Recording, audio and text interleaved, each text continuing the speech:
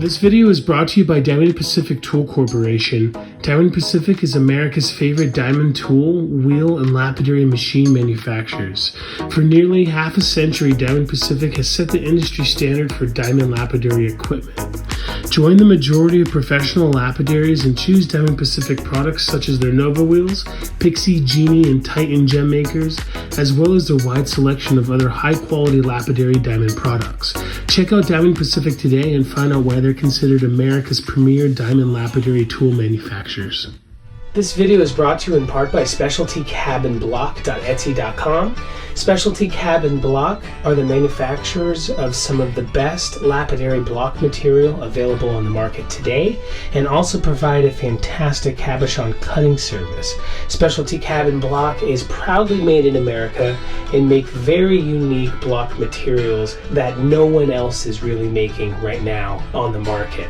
Check out SpecialtyCabinBlock.etsy.com. Make sure to use product code DAVE1 at checkout to directly support the channel. Antelope Valley Gem and Mineral Club Show today and tomorrow. 2-day shows are cool. Got my raffle ticket. Looks pretty good. Some people came out really excited. Let's see what the raffle prizes are.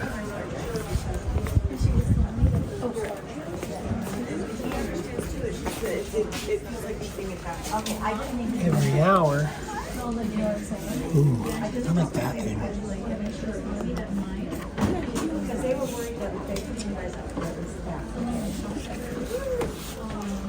Beautiful big coralies. Somebody won the tumblies already. Somebody won those cool bedazzled things over there.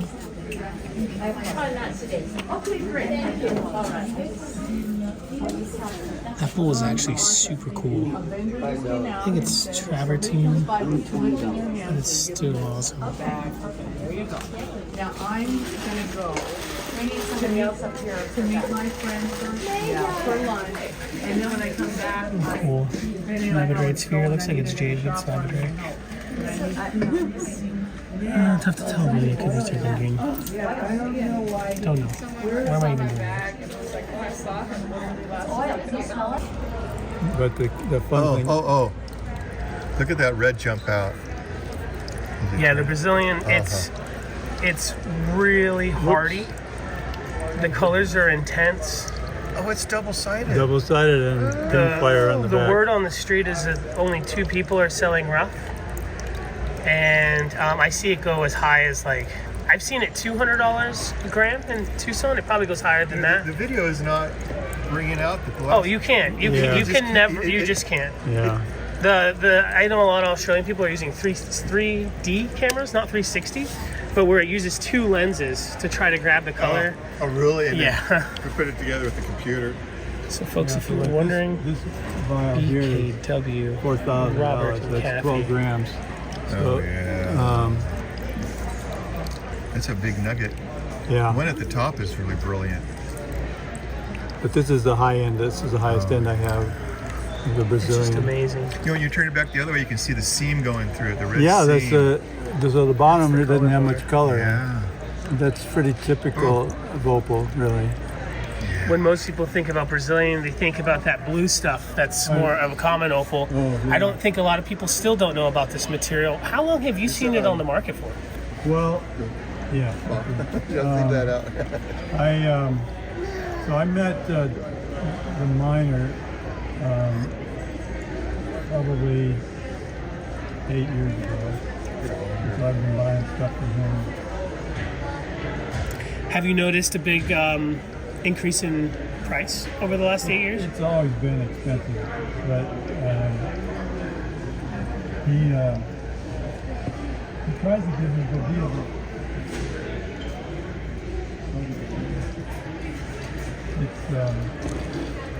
It's always expensive. Like this. Let's see, so this one is like 150 a gram for this stuff here. This is 80 a gram. That's not bad. 80 a gram is not bad for that material at all. The one right there on the left, the super bright Yeah, one, this one. are those, what are those black needles in there? He told me that was pyrite, but I'm going to take it in to somebody and see if they can tell me, because I've never seen pyrite in needles like that. Me neither. Whatever it is, it's fabulous. Hopefully, well, that piece is almost so good you wouldn't want to cut it. Oh no, this is a specimen. That's what this is. And it may actually be hydrophane. It looks like the back. It may actually, which normally he won't bring the hydrophane out. He buries it up again because he doesn't want to. Yeah, to do that to the market, and so it's known. Yeah. So You know how much of it has up. to be hydrophane before people are like, I don't know if I want to buy that to cut it. Look at this quartz and opal. Oh wow, I've never seen that before. And then this is another quartz and opal.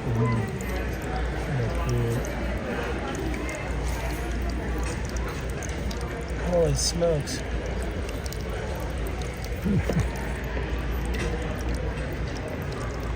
The little air bubbles are pain, but That's fabulous, brother. Yeah, it makes sense you've been buying since it's been coming out, because not a lot of people even in Tucson and Denver have this material. no, I went around Tucson one year just asking everybody, and this one guy said, "Oh yeah, how much do you want?" $10,000. Show me the rocks. More like $5, but he never paid for it. Right. I mean, he's going around trying to find something that he can call $10,000 to you. Do you know how much this weighs? Oh, I'm sorry. I didn't want to make you work. It's the biggest piece I've ever seen of it, Robert. Really? Definitely. Most of the things I see are probably maybe 2 or 3 gram pieces, and that's probably what people are just willing to part with. 233 grams. 233 grams. It's about the size of a softball cut in half. Oh my gosh. That's actually a fossil. That round one. Actually, most of Brazilian opal is fossil material, I think. See how the striations here? It's like the growth rings in a piece of wood. With a couple of exceptions, there's Fabulous. And then there's little bore holes from probably insects boring into the wood. Little bugalows in there. Yeah. But this probably was a burl, of a piece of plant of some kind. Amazing. How long have you had this piece for? This is one of the first pieces I got from him, so I've had it probably 8 or 10 years. It's remarkable. Something super special. Wasn't expecting to see something like this at a show. Well, this is a cool show, but it's kind of it's a club show, mom and pop style. Right. Amazing. This is another piece of fossilized wood. Oh wow!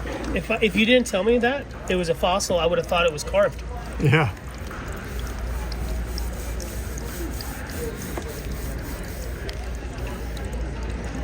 Only $1,200. Yeah. That is affordable for this material. It's just so electric. Are they fading?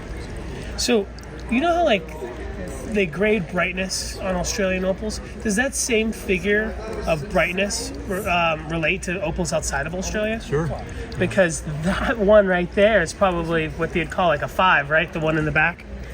And it's this just one here, yeah. It's just the brightest. Yeah. Holy smokes, Robert. You got the goods.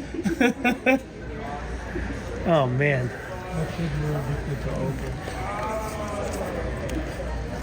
So again, sorry I was rushed for a second. Robert and Kathy, they have the best opals here at the Antelope show. All different kinds.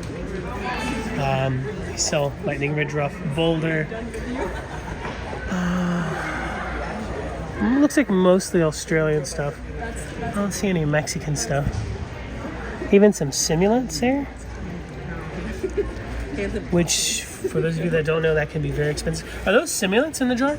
This is Gilson opal, yeah. Man-made. Very nice. It's electric. Really good for inlay, folks. Old stuff. It's not, they don't make it anymore. It's big. Is this Cupripede or meant to be? Or That big one is Cupripede, the Olympic field, and then these are meant to be in the bag, and that's Andamusa. when most people think of Andamuca, they always think of the Matrix, but it can have great crystal too. Yeah, Andamuca has the best crystal practically in Australia, probably. Look at this lightning ridge rough. It's really cool because most people who sell rough don't sell rough that they could cut and make more money. And that, obviously, even at that price, you're leaving room for people to make money. Yep. And that's just half of it. It's also this bag here.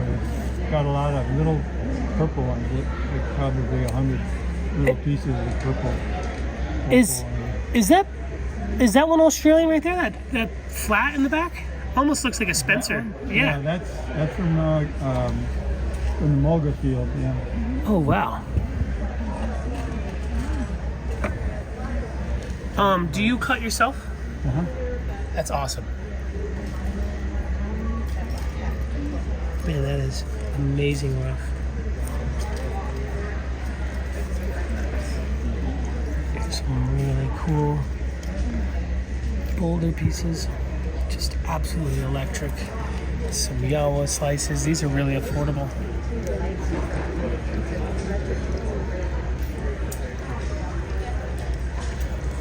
I usually cut turquoise. Oh, really? But that's an addiction. And I tell people you can be a turquoise person without really being a rock person. You can be an opal person without being a rock person. You can be a jade guy without being a rock person. Yeah. I do like rocks, but I could tell you're an opal dude. I like rocks too, but I don't know anything about them. I know about opal, but I can't really identify minerals and stuff like that. Oh, cool. In the back there's some larger of the Gilsons simulants. There's quite a few different types of simulants. I think Kyocera makes one. Yeah. So the ones that they're making now all have a little bit of resin in them. This is pure silica. That's awesome. What's in your hand there? This is a jar of opal this lady brought in, and Is it all lightning ridge? no, The it's black stuff. Well, it looks like there's a Mexican in there. It might be. Is the floating black stuff from like the Honduran opal that might be in there or It something? might be Honduran. Yeah, look at that one. That almost looks like it's been inlaid. It may be a made-up thing, but it could just be polished like that too. It looks Mexican, doesn't it?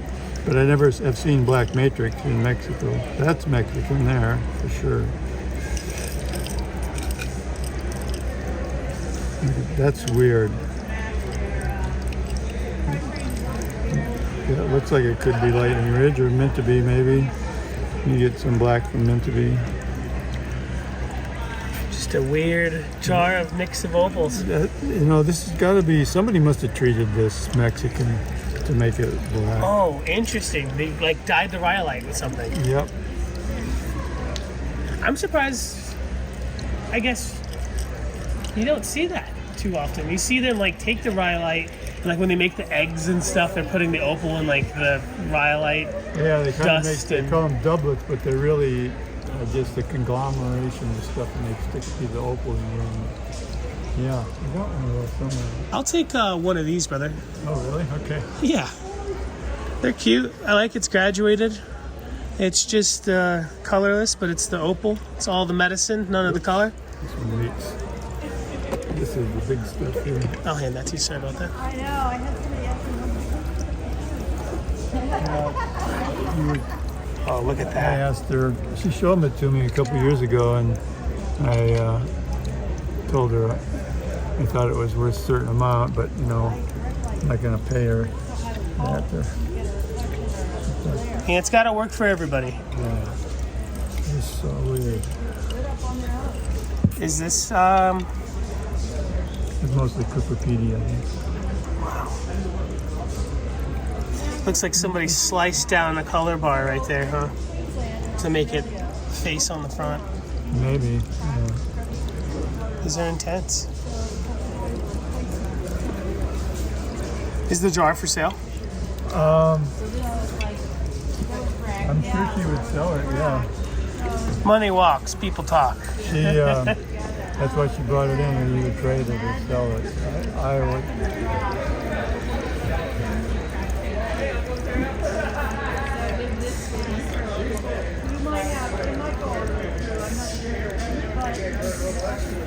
That is awesome.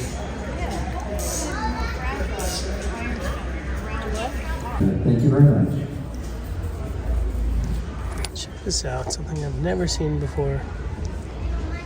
German vericite.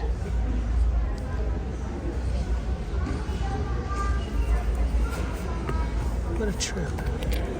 Yeah, you can get that wet if you want. That stuff polishes up. German, huh? Yeah, it's that Saxony. I've never heard of phosphates from Germany. That's fabulous.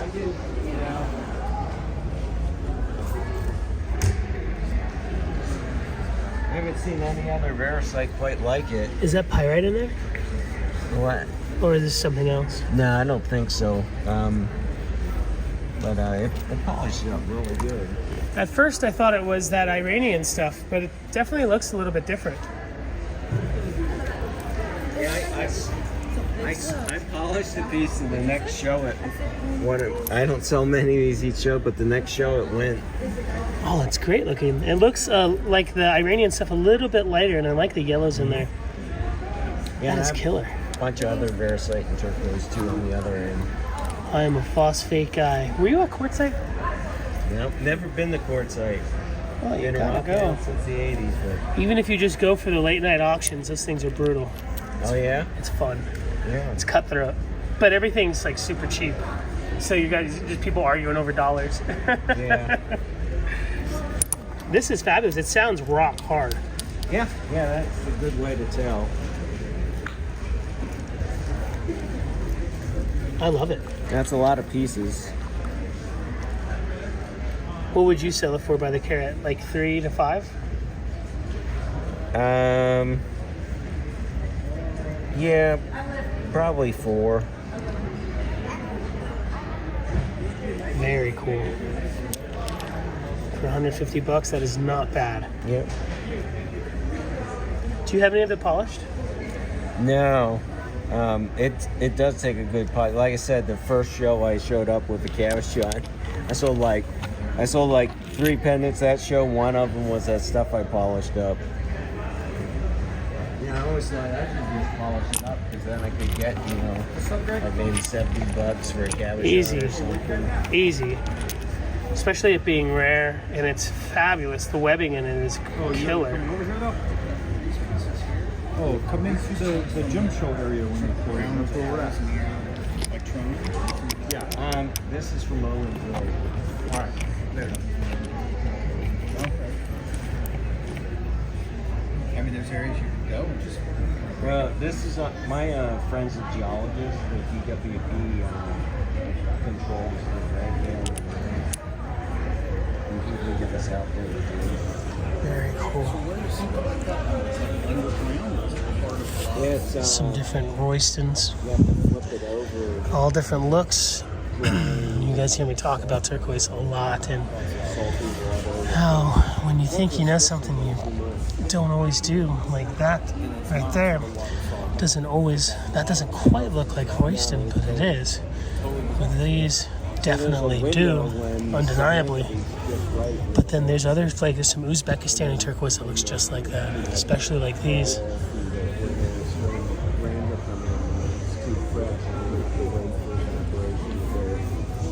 That is awesome.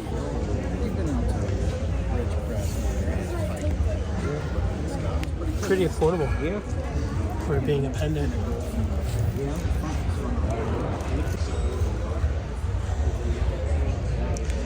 Here's some other vericites. This is Lucian from Utah.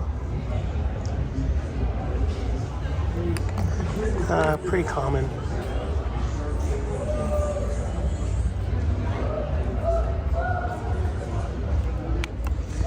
This is Broken Arrow. I have a hard time with Broken Arrow when it comes to trimming the material. So I kind of like that these are already like good to go. I would just flat lap it, back it, cut it. How much is the broken arrow? $3 a piece. That's sweet. It is good price, but I dig it myself so I can sell it at a good price. Do you take a card? Yeah. Awesome. So, I think it was David Addison who I bought a chunk of it from. He actually told me to soak it before I try to trim it. I didn't do that, and I ruined a big piece. It didn't crumble; it shattered because it was so hard. And so I like that these are. I'm sure it was just different qualities, different varieties, but I like that these are pretty much ready to go. Just flat lap it, back it, make a cab. Yeah. And this is big pieces of Royston. Oh, and, nice. This is natural backing. Oh, yeah. And this actually takes a polish too. Are you selling those by weight? No, this is like $100 for just the one piece. Yep. That's awesome. I'm giving it away. Yeah, totally. I mean, the Addisons at Indian Market in Santa Fe. Yeah. I think they were selling it for $3 a gram, and this is about way less than half that price. Yeah. And then they sell it starting at $5 a carat. So if you can't make your money back on that, you probably shouldn't be cutting. That is a good price. Yeah, all that that Royston stuff, this stuff. My friend would just give it to me. He's like, I don't want that crap. Yeah, some people aren't in the ribbons. But that ribbon stuff, you see it for like pretty good prices, and I'm like, well, I'm slapping that. Yeah, the host rock is beautiful. Like you said, it takes a polish, and so then the value is there, and it's its own design. It's a designer material. Yeah. When out here, I do see a lot of Royston rough at mom and pop shows, and it's probably because they back in the day would go over there and mine it. And I can get the rough sometimes here so affordable. Nothing like this, by the way. This is fabulous. But then instead of chasing ribbons, I'll just go after that one thin seam and try to get a full face. Oh yeah. I do that all the time. But this is. I have this thing where I'm rotating it around the trim saw. So I'm getting it. What have you found? Because you don't want to just Royston. work, a piece from one end. You want to rotate it around and give you that guide. Oh yeah. So you don't deviate from that narrow seam. I've ruined some beautiful seams. But this broken arrow I really, really dig. This? Yeah, $3 a piece. And that's the cheapest probably I've ever seen it. And the gentleman mines it, which is why he can. Yeah. That's you mine it? Yeah, and I paid David to go dig in his claim.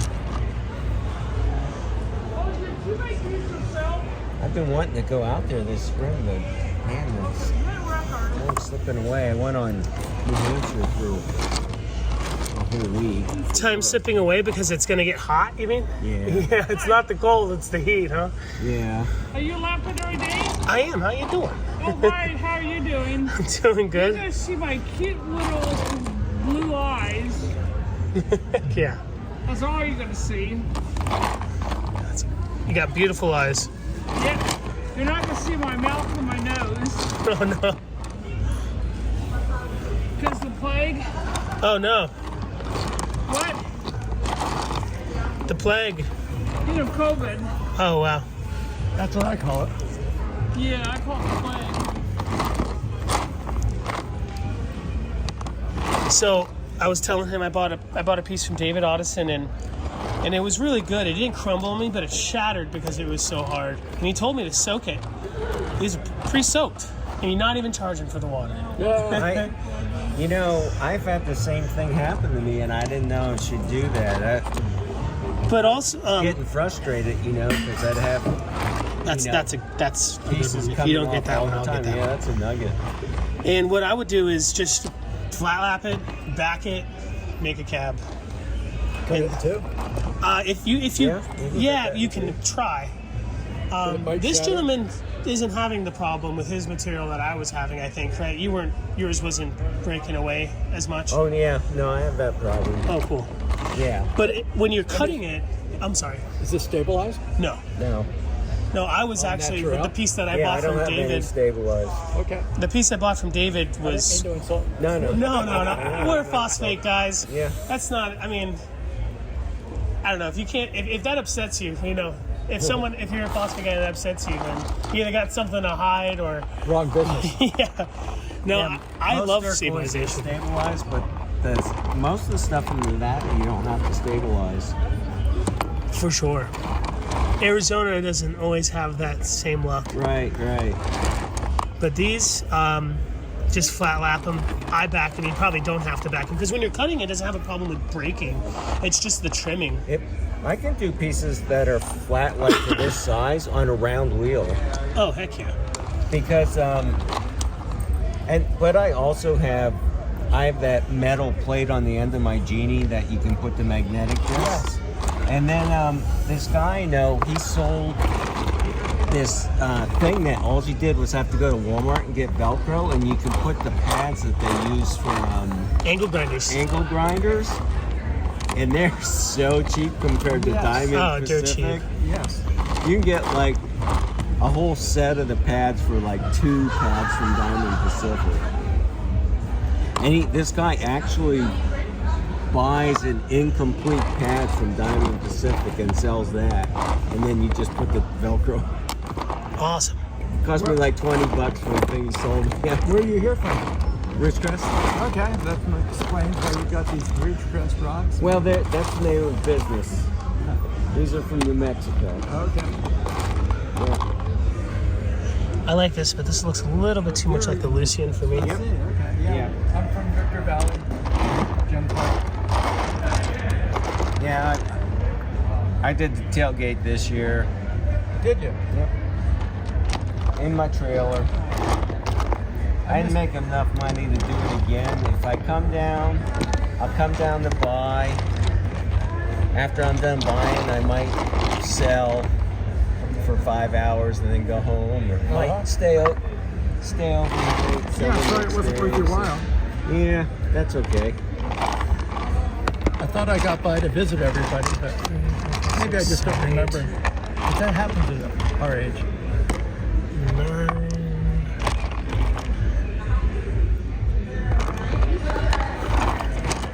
I was disappointed, no burritos. At the place, the thing out front? At Victorville. Ah, At Stoddard Wells, I mean. yeah. Yeah, those are awesome. But I didn't see I think it was the president. I can't remember his That's name. me.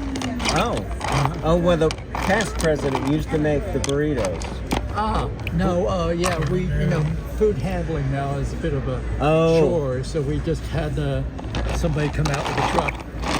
Yeah, that was very good. That was very good. I like them. 13. Once I ate there every afternoon. Well, I was in the That's a cool color one. information booth right across from there. Yeah, actually, probably doing those burritos, you have to have a certified kitchen and everything. You get in a lot of legal problems. If I was a president of a club, I would be like, I don't think we're doing this because... Yeah, no, we got somebody else to do it. Yeah, there's some club. The one that was in Boron, they got in trouble with the California and drained every cent they had. That's actually metavericite when it starts to get to the dark. Is it still Broken Arrow? Or is it Lucian? Yeah, but when it gets towards that darker green and it looks more translucent, it's called metavericite. All right, I'll do these ones, brother. Okay. And this Clay Canyon book over here. Oh well, it's the whole set for $55 of the Minrex. It's like the best mineral magazine that there is, and yeah, these are just empty, but these are 1-year sets of mineralogical record at different prices. People, try to get the whole set. I'm about 8 shy. Oh, nice. So for those of you at home that don't know, this picture here is of Clay Canyon vericite, which is one of the most collectible vericites out there. And what's funny is you ever see people wearing mineral shirts, have like quartz, feldspar. I've got one of those. Yeah. Anyway, you might see turquoise on there every once in a while, but the other phosphate you used to see on those old-time shirts was Clay Canyon vericite, because it has some of the rarest minerals in the world. Well, some of the rarest minerals in the world in this vericite that people are, you know, who don't really care about the rare minerals are just chopping up and making cabochons. This stuff is definitely like $12 to $20 a carat material when it's good. It's some alien brain. Different museums sell that shirt and have their logo or name put on the sleeve. Awesome. Damn, I want these books. Yeah. And they're a good price. I priced them well under what they're selling, you know, online. If I buy one, I'm gonna want them all, and then I'm gonna chase the rest of them down. I'm like 20 shy on Lapidary journal, but a lot of my Lapidary journals are just rotten and mousy and all this Did you see stuff. Lapidary journals here? No, I didn't see them. Yeah, the club booth over there. The club has a booth on the left. The club has 100 or 200 of them. Oh man, I'm gonna make you a good deal. Yeah, you sent me a They're list. a quarter piece. Oh, dude, that's a good deal. Lori made a database of them. If they're not mousy or rotten, then that is a killer price. Different vericite. You can't even get wrapping paper that cheap. Awesome. I'm gonna get this gentleman paid up. Yeah, that is wicked. Right. Did you want to spray it or anything? Or? Oh, it's We okay. got that It's from, okay. Rodney before he passed last year. Man, this is a great spread, brother. All of these, I recognized this at first. I'm like, this is the red web Kingman, right? Black web, yeah. Black web. That. They just found that, I think, last year. This is sweet.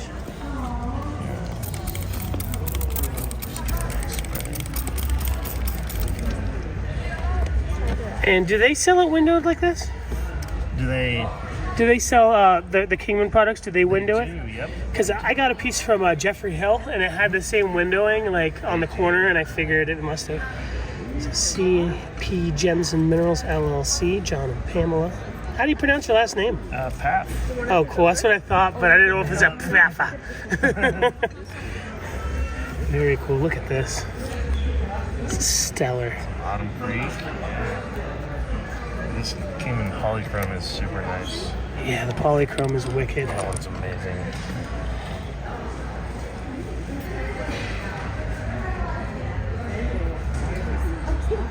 Fabulous. Is this number 8 right here? Yep. Sure is. I think they call it ceremonial, Turquoise Kingman ceremonial. Oh, cool.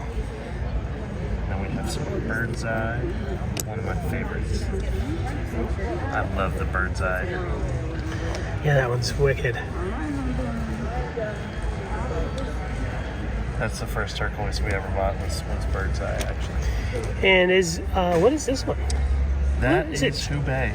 Yeah, I was gonna say it almost looks like number 8, but I had a feeling it was Chinese. It looks great. Cool stuff. If you're into phosphates, you're into Chinese turquoise. There's a lot of mom and pops around here. That's the true. Chinese taking their jobs.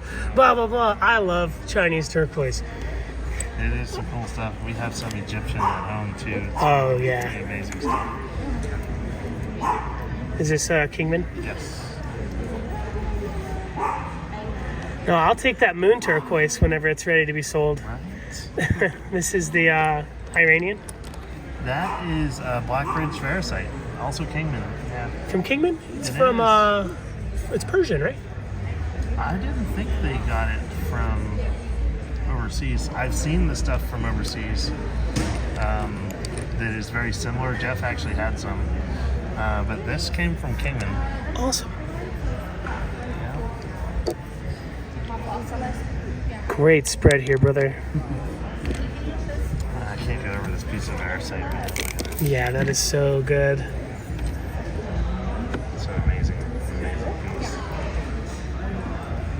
It's amazing. Just polish the face of that. Yeah. All look good, you know? Yeah, set it the way it is. You chop that up. Definitely. That's my kind of basket right there. Just a basket full of goodies, right? Yeah. This copper is sweet. Is this Michigan or somewhere else? That is Indonesia. Oh. It's a wood replacement. I can't get it anymore. I've tried for a couple years now to get more, but they only had one big, like, not big, but it was like a 2-foot log that came out, and I managed to get half of that. I haven't seen it since. But it's native copper and agate without any of the chrysocolla, without malachite. It's just copper and calcite, basically. So, and it's a wood replacement as well. So it's a petrified log, you know, what's left of it, and pretty cool stuff though. Absolutely amazing. That's a phenomenal cab. Yeah, like if you wet this, it's just really amazing stuff. I have a polished slice at home on my bookshelf. I should have brought that along to display, but did you buy it polished? no. How did you polish it? I actually I sold it to a guy, and I ended up he polished the slabs and was gonna sell them, and I actually bought it back from him polished. Like Vibrolap, probably? They flat lapped it, I believe. That's a lot of work. Philip Stevenson actually flat lapped a piece, and it looks amazing. That is killer. Yeah. I know a lot of the Michigan copper guys, they use bull wheels dry. And for the coppers, because like it can be gummy on diamond. Yes. But I know it would flat lap. You could dry lap that with a one of those a screen type polisher. Oh, nice. A dry screen polisher would work well for that. There's a couple people that have those because it would handle the different hardnesses pretty well in the material. And this is Indonesian as well? It is marcasite. I love it. Super cool stuff. Springs.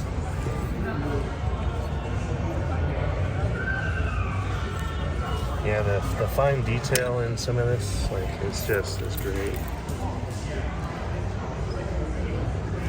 Stunning. Have you ever cut any? No, I've seen a couple cabs cut. They look really awesome. They do look killer. It's just a bit messy because the pyrite turns everything black. It turns everything. Did you slab these? I did. Does it? Can you tell? Does it? My oil. Oh wow! Did it turn it black? Yes, it is. Yeah. Now anything I cut with the saw is black. Now it's like it takes a bit of scrubbing to.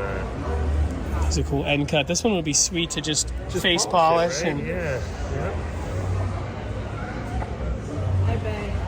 That's what I'm gonna do with this thick slab. I just didn't have a chance. I'm gonna grind this off, and just it was meant to be just polished. Yeah. Fabulous. Oh, you got great taste, brother. Thank you. Our materials from all around the world. Everything from Nevada. We have a lot of stuff from Nevada here. There's sea nuggets, Morocco, Mexico. Is this Moroccan right here? That's Moroccan. Very cool.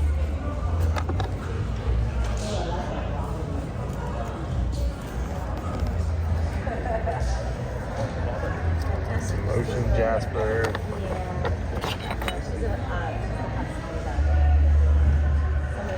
Fabulous.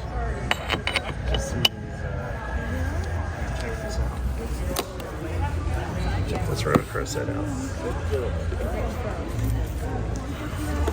Just hold it up behind the light. Oh See yeah, that? just Isn't that amazing? yeah, just glowing. Yeah, just Ruby goes right glow. through the light, yeah. Is this one Argentinian or is it It is Peruvian? Argentinian. Fabulous. Super amazing stuff. I polished up just a chunk of it that we were slabbing, and it takes a pretty good polish. You polished it on a wheel? That I just did on the cab machine. Cool. Awesome. Just a quick, just hit it with like 600 grit. It's so soft, you can start with 600. Oh yeah. Yeah. Yeah, especially if if whatever you cut it on is pretty true. It saves you a lot of work. That is great. Cool stuff. What is this big pear-shaped piece? That's just a jasper. This is sweet for $25. Yeah, right? This is beautiful.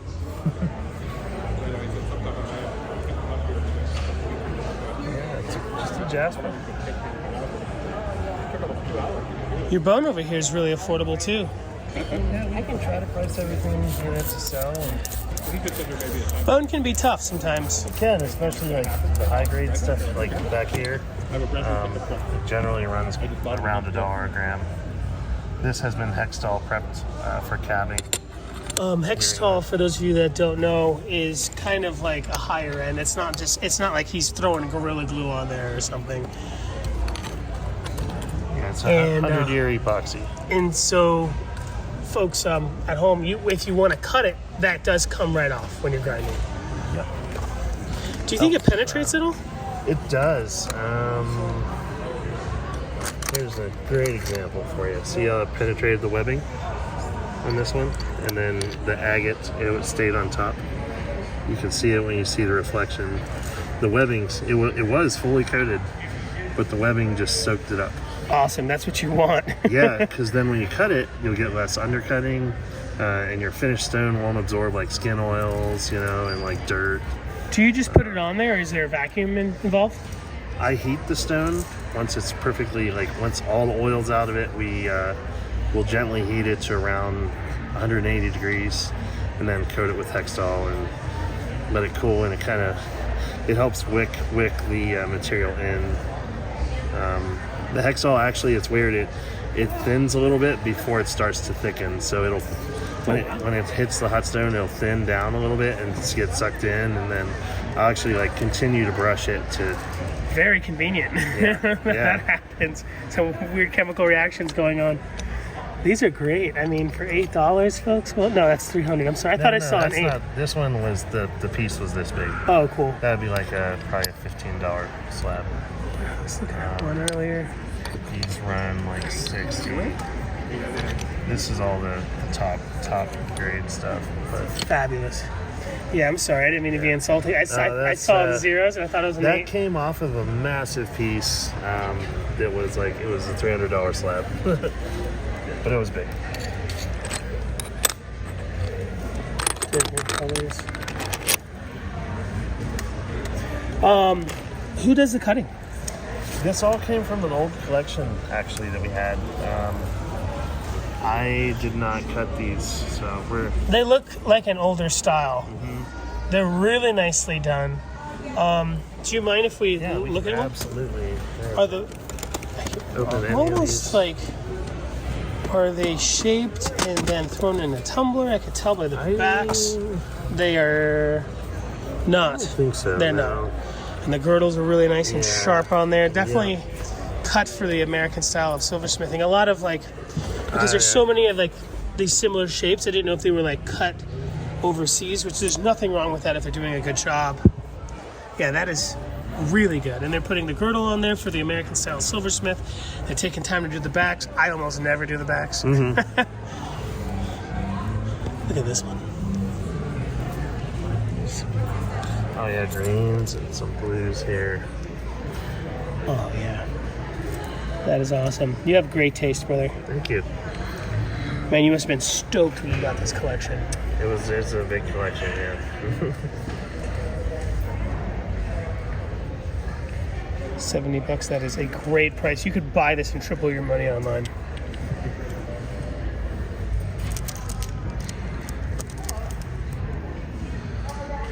It's nice and cab for $24. Fabulous. Definitely whoever cut the other stuff cut that one too. Yeah, these came from a different collection, I guess. So they're a little sharper on the back edge.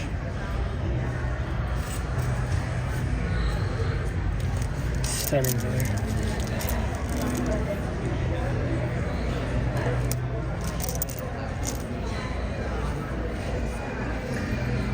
Besides colors and it being silicated, I really don't know how to price this material. I mean, you know it when it's good. If it can cut, it's obviously the value is there. Yeah. Yep. And but that's where my knowledge. It comes down to the color, the webbing. Some of it is more silicated in the fact that it won't break when you're cutting it and calving it. some of it you have to hextall or it will break. It just varies.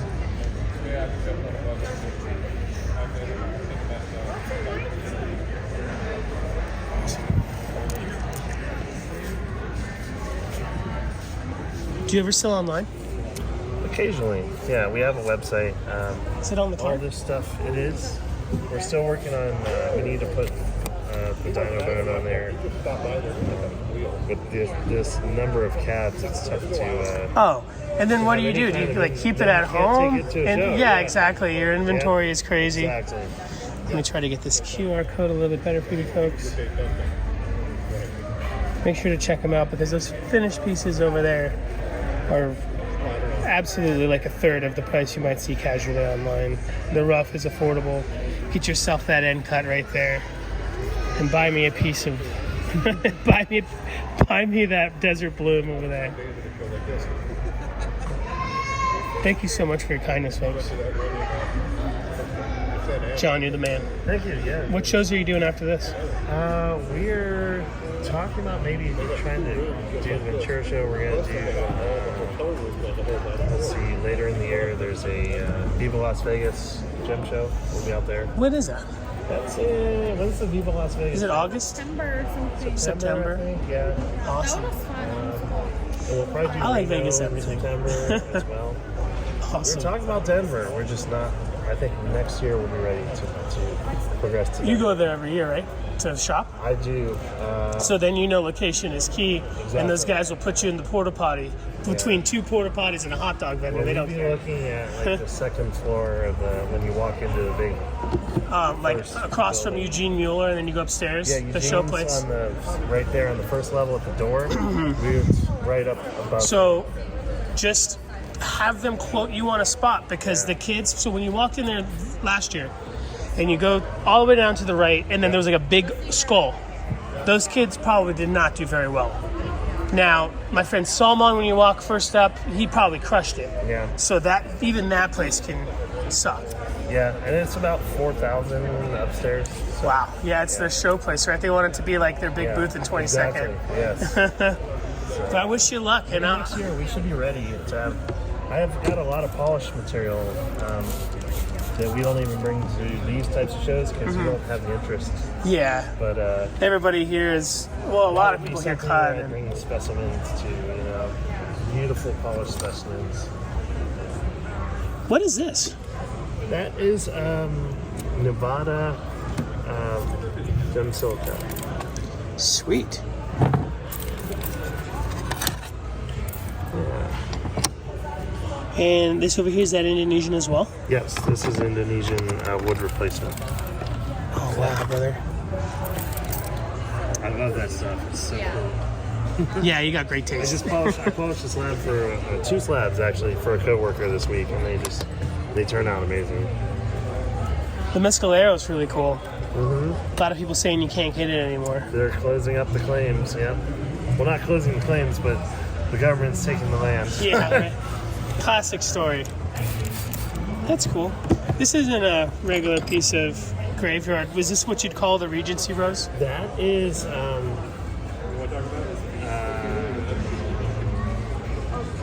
It comes from Philip Stevenson, actually. He mines it. It's Angel. It's from Oregon? Colorado. It's California. Oregon, I believe. Sweet. Whatever it is, Feather or something. it Yeah. smokes Graveyard Point, that's for sure. It's like, I forget if they call it Feather Ridge or. Do you remember what it's called? No? Okay. Is this more modern or is this an older piece? That's about 5 years. Okay, not that old at all. Fairly new, yeah. I didn't know stuff like that was still coming out of the ground. Helping a gentleman sell a lot of material, and we have some, but his is definitely older. Yeah, they're still digging that on occasion. It comes out in both solid like that and then also in an angel wing formation. Oh, cool. Yeah, so you can get the angel wing formation, but it's so delicate, that it's tough to polish. What is going on here? That's an Indonesian plume. It has some crazy detail in there. Did you go to Indonesia? No. Not yet. We will. Yeah, of course you will. You got that Indonesian taste. I got some people. You'll have a good time too. We got some river jasper from there, you know. Just look at this pink river. Oh, It's yeah. got orbs, but you have to kind of look in the light to see them. How much for this piece? That's a $10 piece. That is sweet. I have more that I need to cut. Do you have any more here? Yeah, just one. Just baby uncut. But we actually we have some yellow that we're going to chop into. Oh, bro, yeah. I'm gonna be staying in touch. We're going to chop into it next week. Beautiful yellow. It has orbs in it, you know, and I can't wait. Yeah, that's fabulous. Thank you so much for chatting, brother. Absolutely. Thank you. You got great taste. Yeah, I'm going to show the card one more time. Check out their Instagram and their Facebook if you folks are interested in anything that you saw. That's Linktree, so they can find us. They can find Pam. Pam does silversmithing, so she did all this silver jewelry. She handmade the cabs. She cut the cabs and then mounted them in silver. So fabulous. Her Instagram's on there, and then also both of our Facebooks are on there. Yeah. That's a link tree, so it has everything. It's got everything in on one QR. Yep. John and Pam. We're right out of Ridgecrest up here, up in the high desert. Yeah. I'm gonna have to bug you now. Yeah. I know where to get the stuff that I like. Yeah. Seaside Jasper. Okay, I heard of this for the first time like 2 years ago. It's nice and hard. Almost a polychrome look to it. A little bit lighter. $3 a pound. Rural Creek Blue. You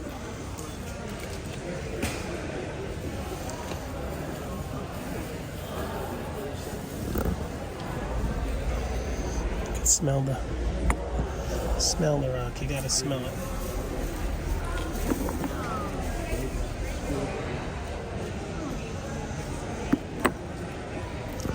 Some Canadian sodalite, $4 a pound.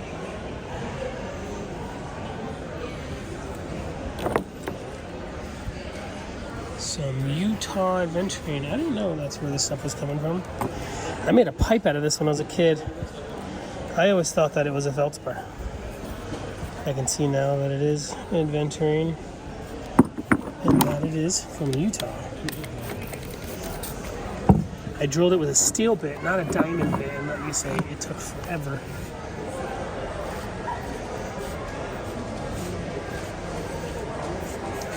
Quartzite. $3 a pound. Got some rose quartz from USA, I wonder where. It's all over the place. Although I've never seen a deposit of it. Although I don't go rockhounding.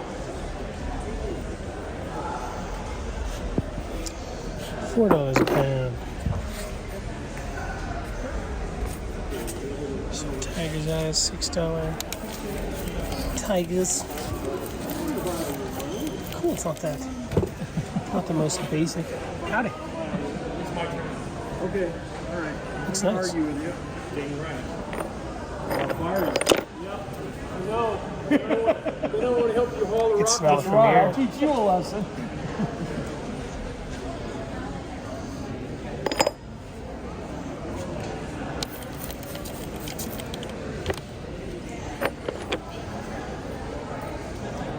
I like the closer banding You make a decision?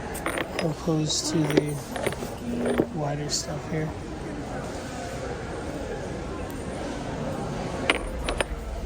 Some petrified, all different kinds. Well, maybe the same deposit but different colors.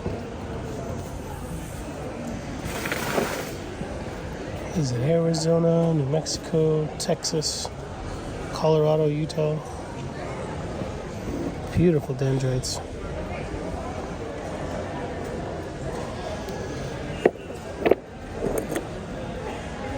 Some barky ones.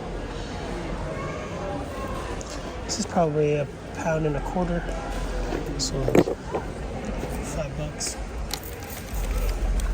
Leopard skin jasper from Mexico. I think it's a riley. Really nice. Lightning marble. Cool.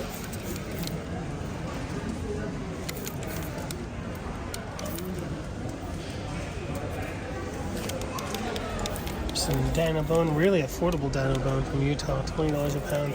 Almost any variation or pattern for $20 is a screaming deal. Really good deal. Regardless of the cells for 20 bucks. Man, I remember used to see this stuff go for like $4 a pound back in the day, but that's good right there. Oh, yes, ma'am. $1.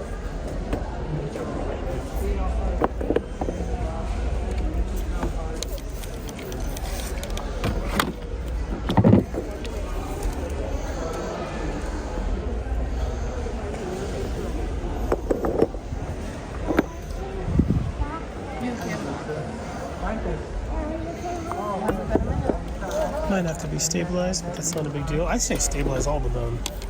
Stabilize it all. There's this big love-hate relationship when it comes to stabilizing turquoise, you know. But as of right now, it seems like nobody really cares about stabilizing anything else. This is Cooper light. The poop. Cool agate. I wonder how much of this stuff that I've cut didn't even realize what it was. When I was younger, I just literally cut everything. No questions asked. Oh, yeah. $4 a pound. Well, you bought one today to make it now? Meaning Chrysocolla malachite. Yeah, just show them the trouble. Oh, okay, gotcha. You saw those? Okay. It's a cool knuckle there.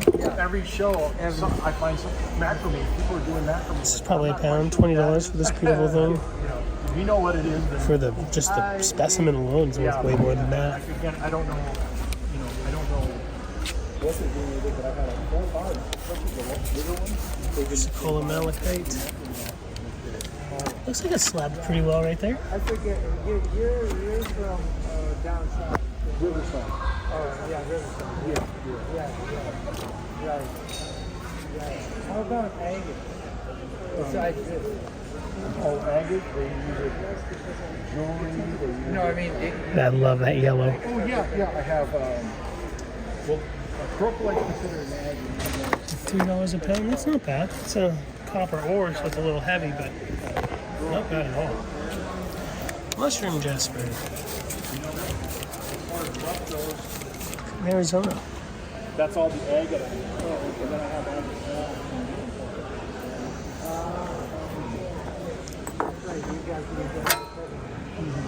See the champignons in there. The umbos. And this is $6 a pound. What is it though? Oh, is this what I think it is? It sure is. That's a great deal for this material. This is Picasso. In Wisconsin, I saw slabs of this going for $55. This is probably 3.5 pounds, so $20, but killer. Great deal on that.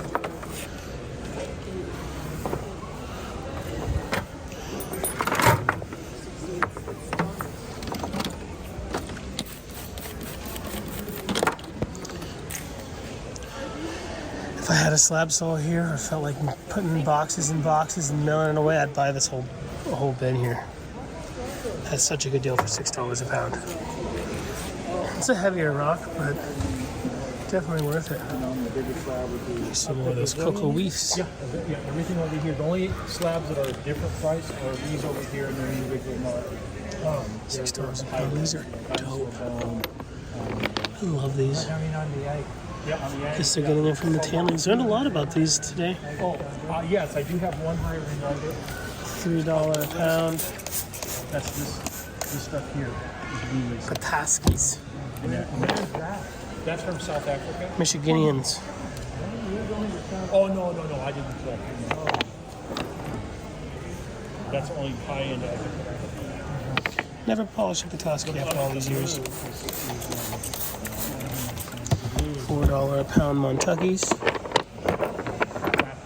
Oh, this light blue. That's lapis and this is blue.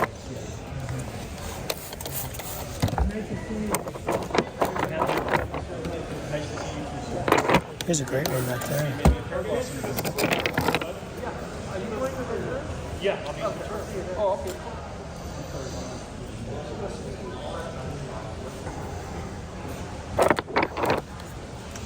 Some Naturals.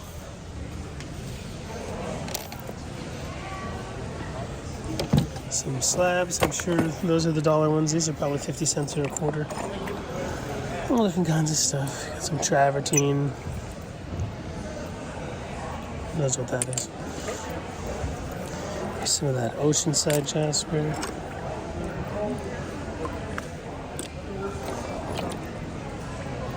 Just odds and ends, probably off the saw. Throw it in the degreaser. The dollar ones are cool. Some end cuts. Here's a piece of silver lace. This Saginetic piece for $1 is actually super killer, in my opinion.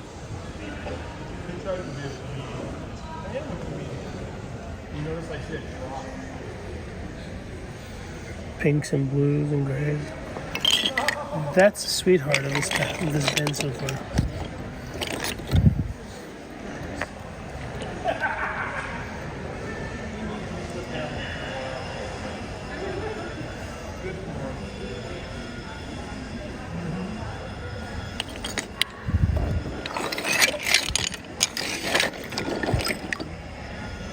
Copper ore.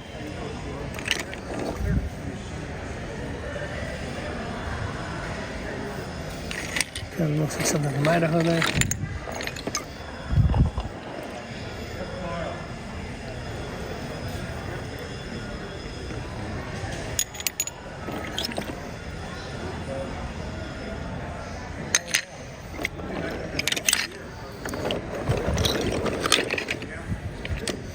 Another piece of that Saginite. This is great for $1. Might have to get this in the other one. So here's some of that rhyolite I was talking about earlier. I think it's from Opal Hill.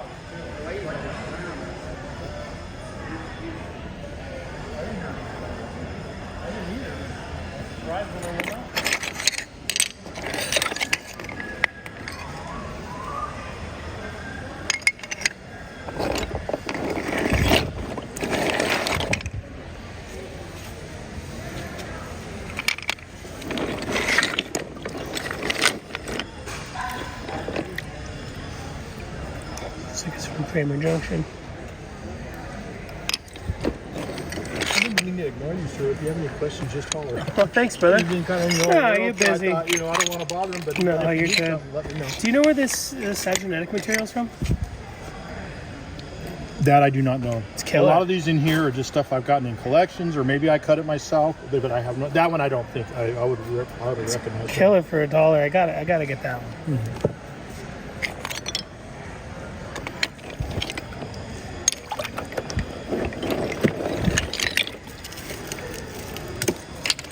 You spend a lot of the spring and summer slabbing up stuff?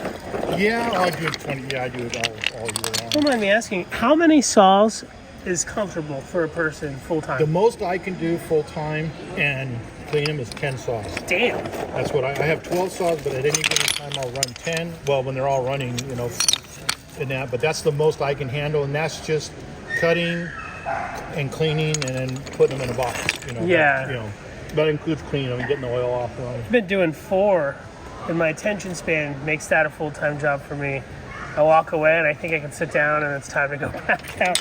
Exactly, yeah. I mean, it's and that's dedicated. I don't have time to do anything else. Yeah. Then if my wife calls me in or something, well, then but I usually sit down and say, okay, I'm going to dedicate 10 hours because I need to get X amount of slabs done for an upcoming show or just for stock, you know,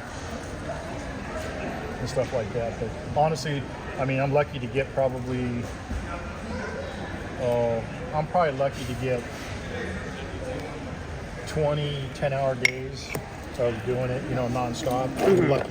And then what happens is then the machines can clean, you know, that takes, you know, forever. I mean, I still run the machines, but, you know, whatever. Or machine goes down, you have to fix it. Oh, yeah. Or that, you know. In reality, I probably get maybe 7 or 8 days a year where I'm actually have that full 10 hours of not uninterrupted, you know, production cutting. Yeah. So I think this is what they call the something blossom. Is it apple blossom? I don't remember. Get that too.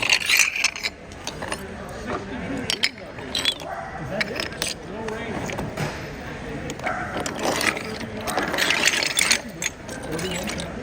Here? Or your house? Oh, your house. It doesn't matter, whatever. I mean, I got it.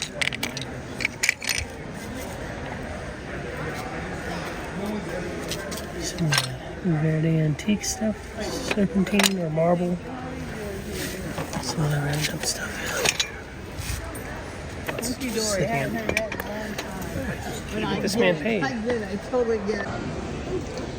Yeah, here's the bins of stuff that he's been slabbing. I think they're individually priced. Some rainbow obsidian from California.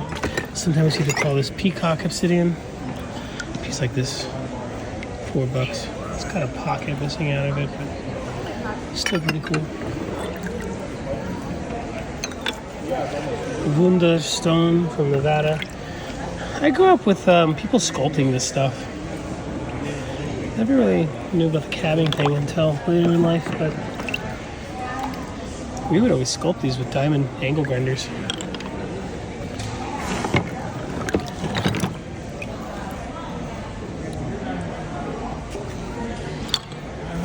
Green quartz. This is the Utah stuff, slabbed up.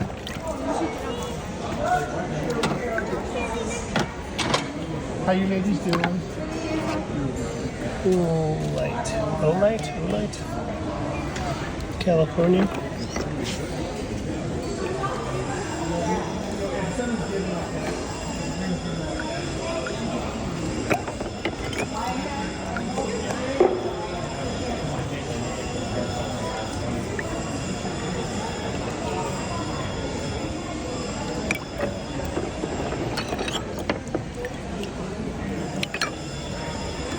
Zebra. In Utah.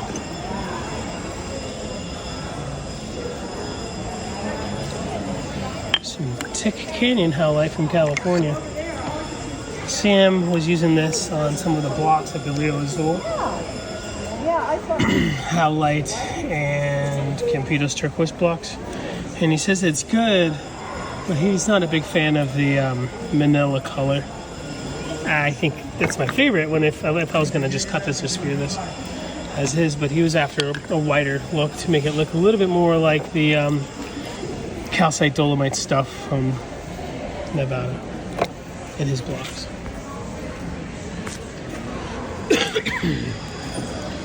Some onyxes from all over.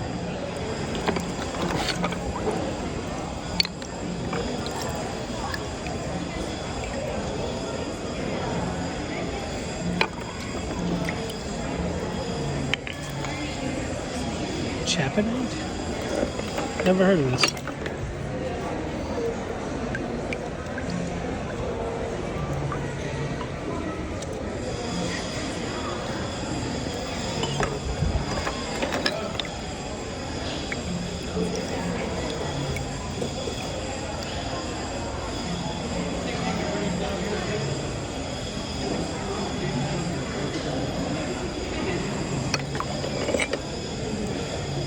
Looks really cool. It's definitely really hard. The gentleman is slabbing these at a really nice thickness. It seems closer to like 7.5, 8 mil.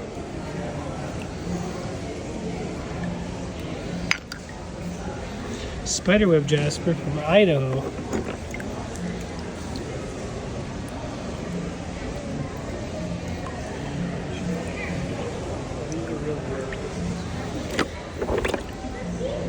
This is actually really nice.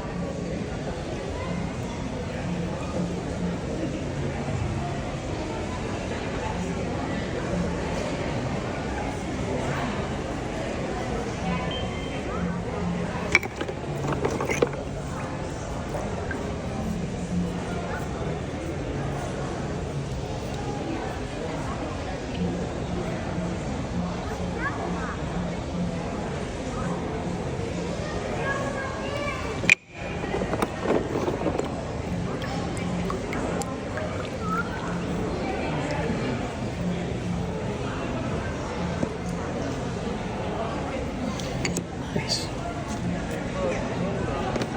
Some Picasso. Man, this stuff is great.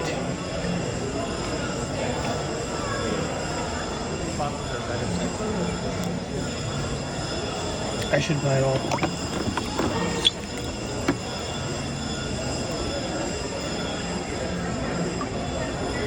It's intense. I love this stuff. There's a different variation.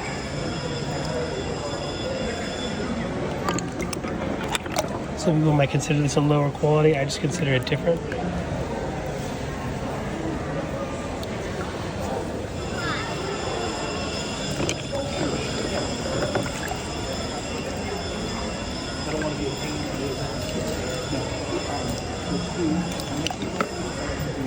Some Oregon picture jasper. Let's find one with a picture.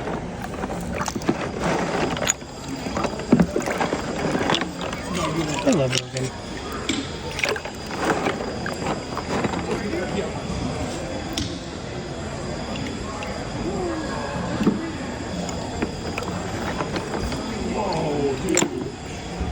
There's a piece that I bought for $1. The Toolite Zoisite instead of something green. Goes by another name, I believe.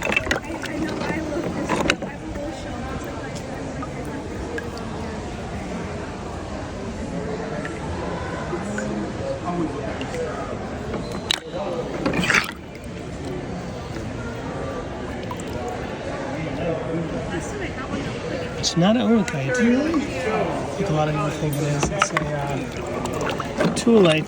Well, I call it Zoisite. Toolite to me only comes from Norway.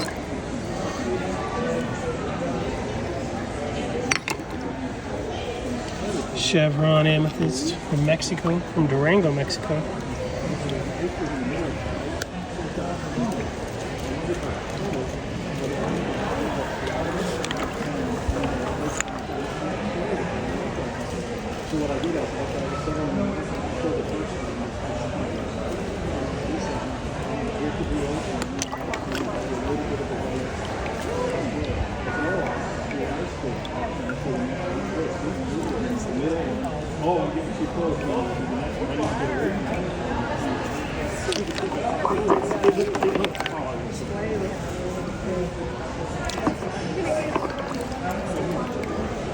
Little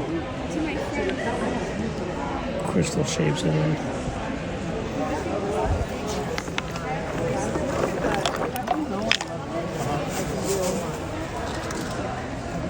Oh, that's cool. What a nice guy. How old are you? You know what? Don't. It's nice to have nice guys. What are you going to look at, hon? Oh, you look at the top spine. Hold on. Cavern Brazilians. Not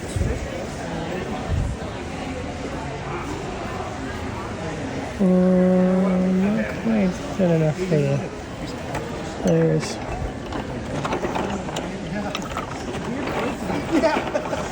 What are the I know, the same one.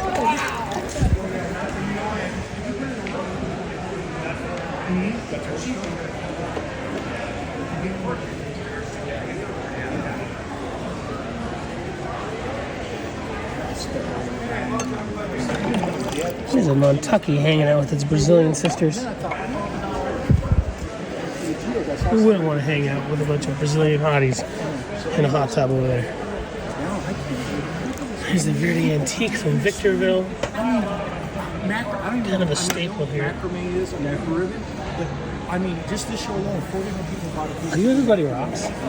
I am. I watch all your videos. Oh my god, are you Lapidary Dave? No. Ah, damn, you look like him.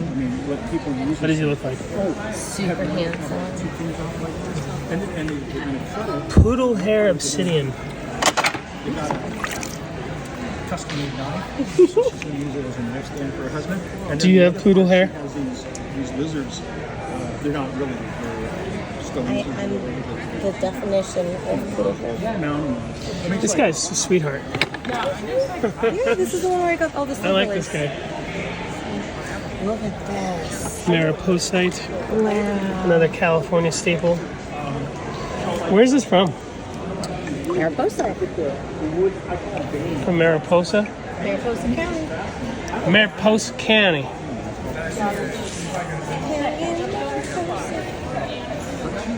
She got that look.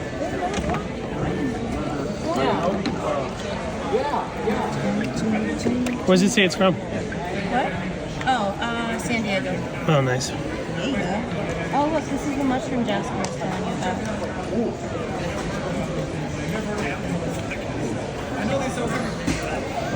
Something special about this I can't quote. That's the one that... That's what that stuff was, undoubtedly. Yeah. Serpentine jade. I like this. Come get your keys for me. Oh, yeah. That's in the wrong one. You gonna snitch about it? Do you see all the silvers? Will you hold this for me?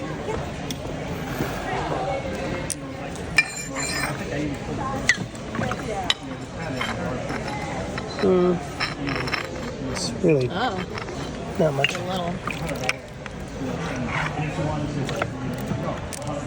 California. There we go. That's gorgeous. Show it. And when you get it thin and you work it, so these would be good earrings to get it thin enough to see the color.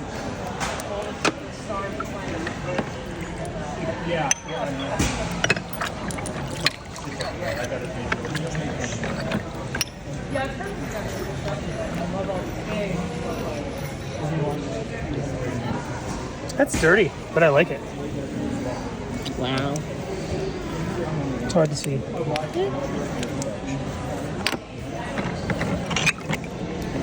I even like the black. Nothing wrong with black jade.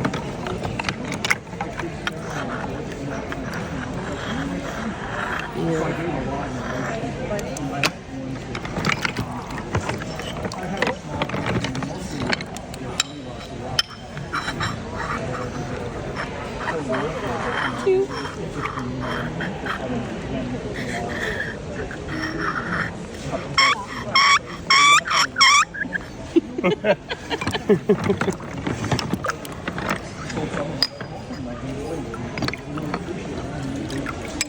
Oh, Napoleon.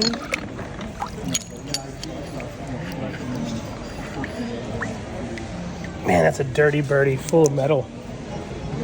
Wow.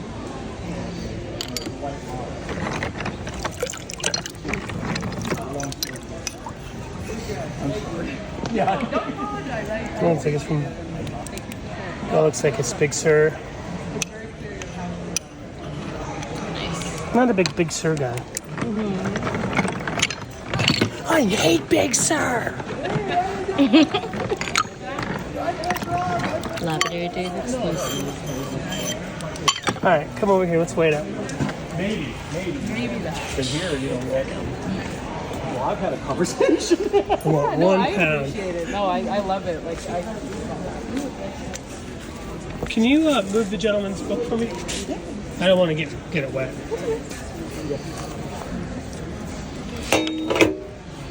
Almost. We can afford to get more. You can just put it down. Oh, really? I love this kind of stuff. Can you give me a hint? Starburst Jasper. I've never even heard of this before. It looks like coconuts. Like coconut husk. You never carved a coconut before? My stepfather was a famous coconut carver and tiki maker.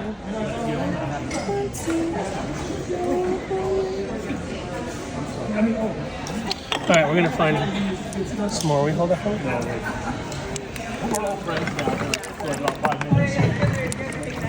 Yeah, we're hanging out. Starting the silent auction. This is the perfect volume. Have you ever been to one of these and they're just... Oh, that's a good one. Oh, wow. It's rich. Beautiful. And that's a good one too. Nice. Oh, wow. That's fantastic.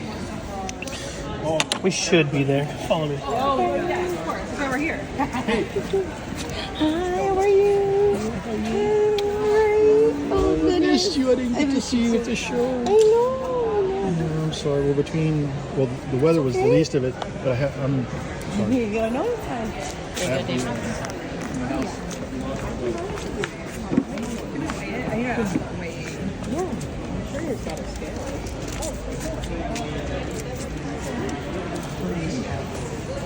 Those are jades. 1.02. I'm sure he'll give it to me for the one. Stoked. Here's some of the Burrow Creek blue sliced. It actually looks really good. I wasn't expecting it to look like this.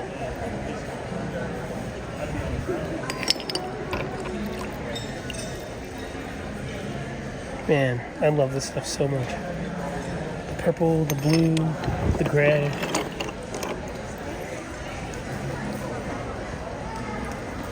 But of course the purple. Here's some sliced pataskis.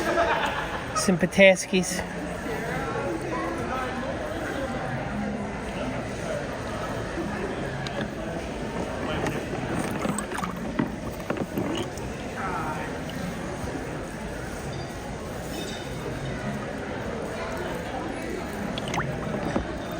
I always wanted to make a video of polishing one of these by hand.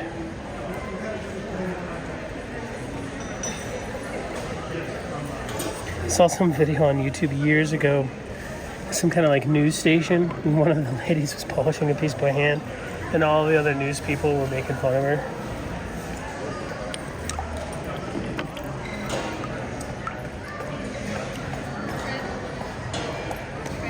Cobra stone, script stone from India.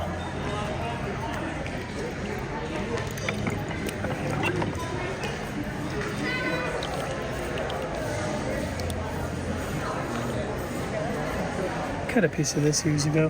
This lapidolite is from the Pala area, San Diego. This is a great one. Let me get my light out. I have quite the unlimited supply of this in Taos. We have a pretty popular pegmatite mine.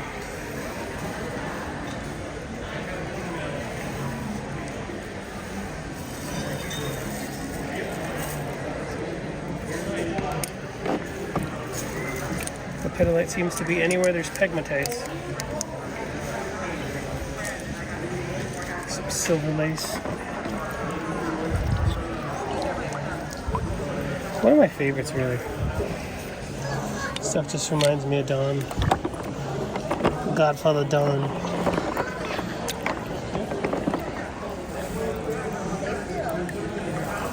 I miss Don. I haven't got to see him since being here, and his phone is off.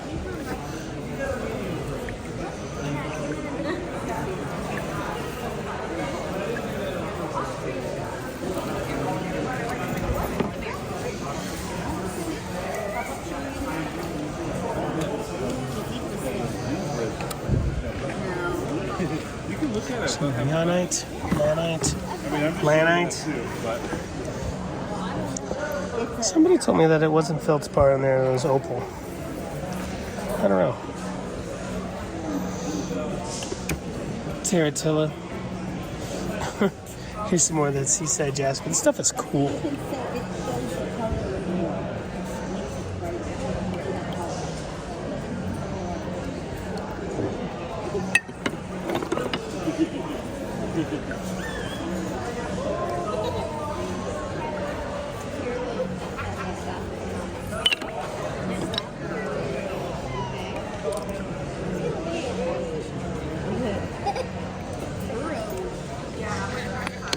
Some mushroom from Arizona.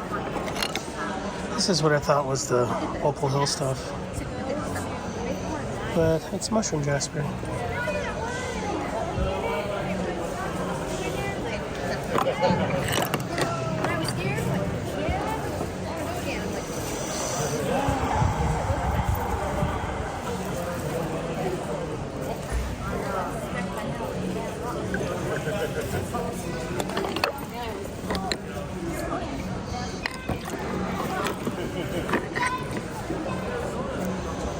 Looks like a turkey tail or something.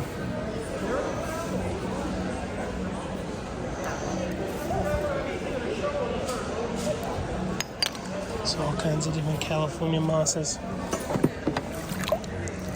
Looks like barrel cactus.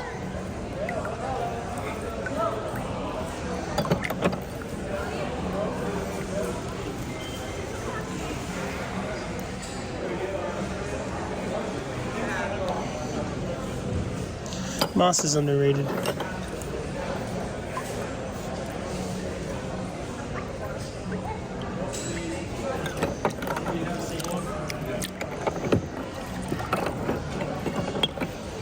There he is. Yeah. Some mookites from Australia. Stuff is pretty difficult to polish. I did finally recut a piece after 8 years, and I did a really good job.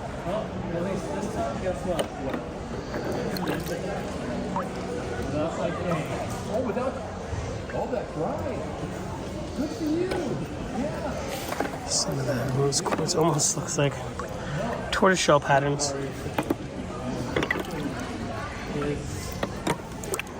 Some of the dino poop. What causes your immune system to go overboard and attack the nervous system.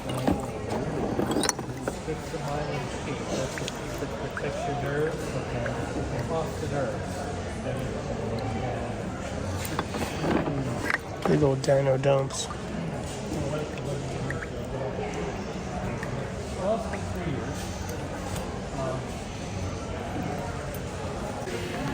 What kind of club show would it be if they didn't have the club displays? I think I remember this from the Ventura show.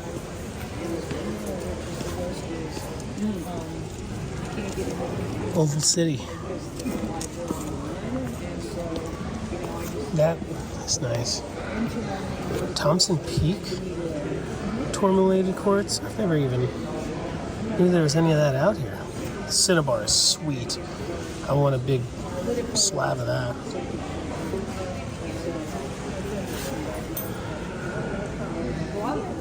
That piece of petrified wood.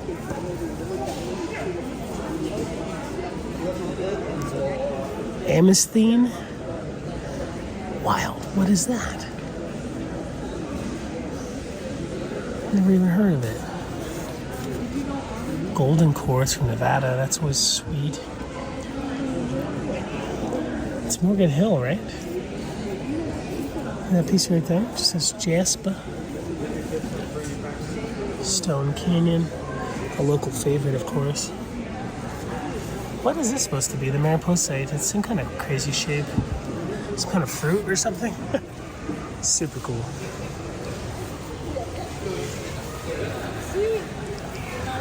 Big ol' amethyst, ammonites. Is that what they call it? Is that what a nautilus is? I don't know. What's the name of like the pattern on the ammonites? Kind of looks like little floral dendrites or something. I don't know what it's called. I know it has a name. Everything has a name, right? You probably do like a tree class or something. Cool beading class. Trees are cool.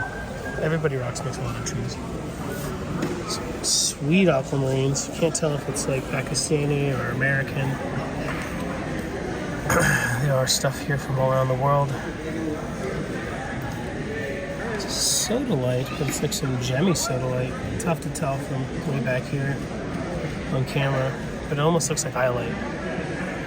I love the Indonesian opalized petrified wood. The colorful stuff. Is it opalized? Oh. Silicated chrysocolla beats me. This turquoise looks sweet. It's kind of like, this one's like a faceted one, hand faceted. This one's a really cool prong setting. I have no idea where that's from. Could be Arizona. Looks like 4 or 5 different lines, but it's natural for sure, I can tell you that. Oh, that barite over there is sweet.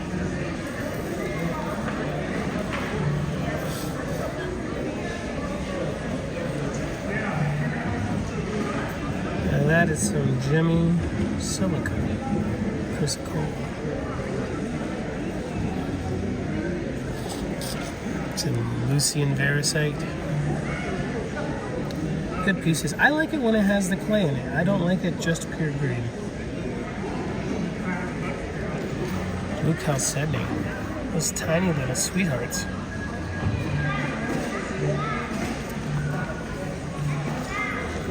Some chrysocollas. Wouldn't quite call that piece on the right parawing. Maybe someone else does. I know it's really good though. I like it a lot. Some petrified woods. I try to remember the type of wood that the Indonesian petrified wood, the species of the tree, but I forgot.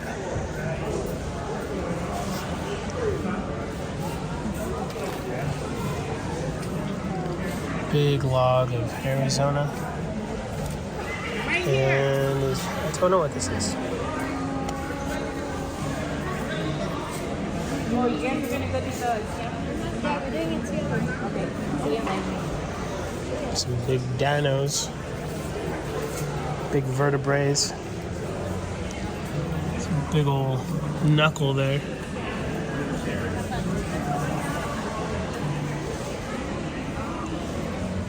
These are kind of hard to read for me to know, like, is it worth cutting or not? When it's a big specimen like this, I think it's a little sacrilegious. I wonder how many thousands of beautiful knuckles and vertebrae have been chopped up to make jewelry. But nowadays, in my opinion, I think they're worth more like this. Depending on the quality. If it's just too damn good, I wonder when the money starts making it worth it to chop up the beautiful specimens. It's a bunch of cool malachite stuff. Looks like Congolese.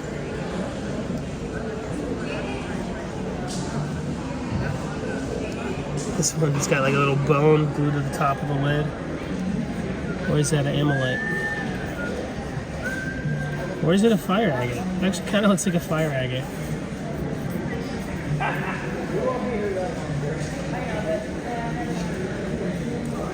Man, this turquoise is smoking. That is some good natural stuff right there.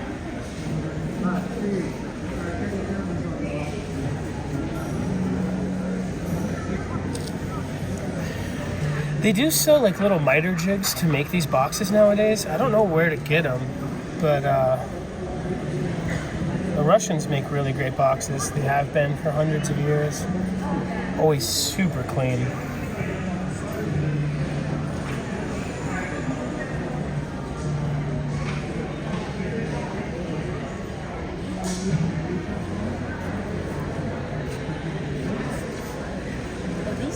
I love frogs.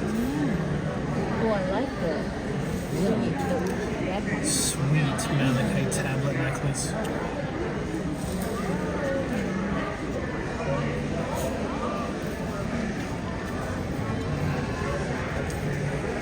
Here's some polished specimens.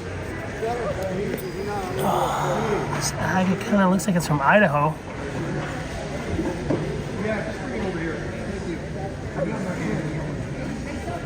These are really nicely done.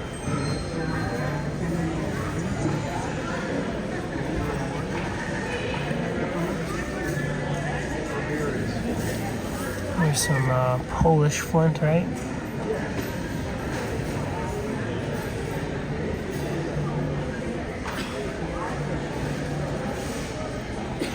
That kind of looks Mexican. This for sure is Mexican.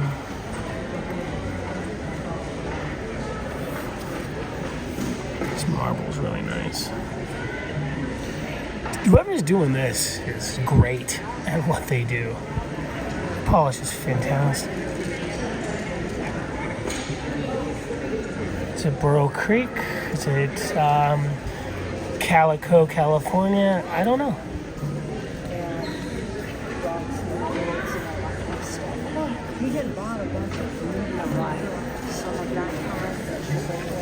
Terratilla, I'm not a big fan, but it is pretty. Blue onyx, McKay sells some of that. This is a flowering tube onyx, the black variation. It's really hard to find a good source to buy a substantial amount of rough of that. I hear that the person who is mining it, his son is doing it now. This looks like a calico, purple agate from California there.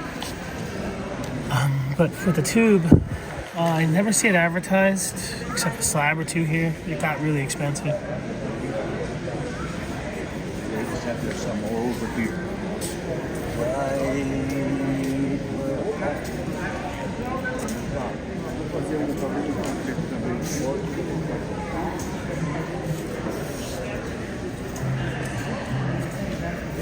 Lapidolite with beryllium. Another piece of flowering tube. I'll try to zoom in. It doesn't work too well with the digital zoom.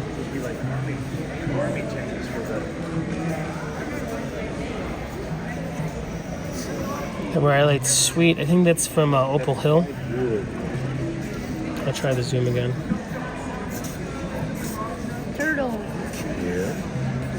Frog. Maybe these are the stalite. No, they're arrowheads. Look at this. Yeah.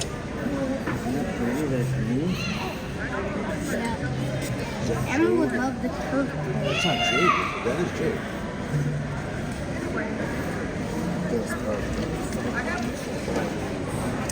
It's malachite from the Congo. Oh, this is? Mm-hmm.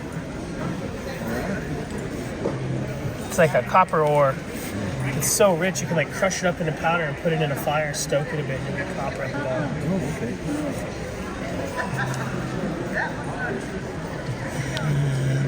Here. It's a little piece of Moroccan seam, I think. Well, that could be Katie's.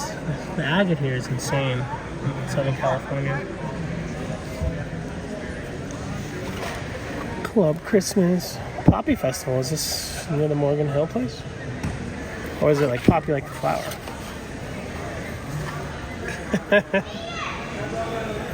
Having a good time at the Christmas party.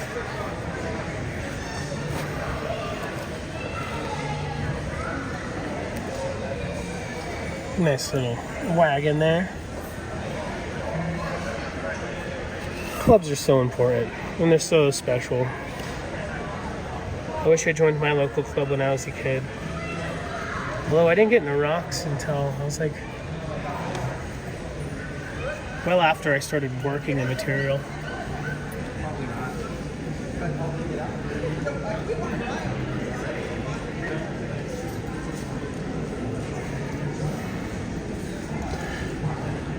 That piece fell there, but that's that Apache gold stuff. ETIRYPOCLAHC.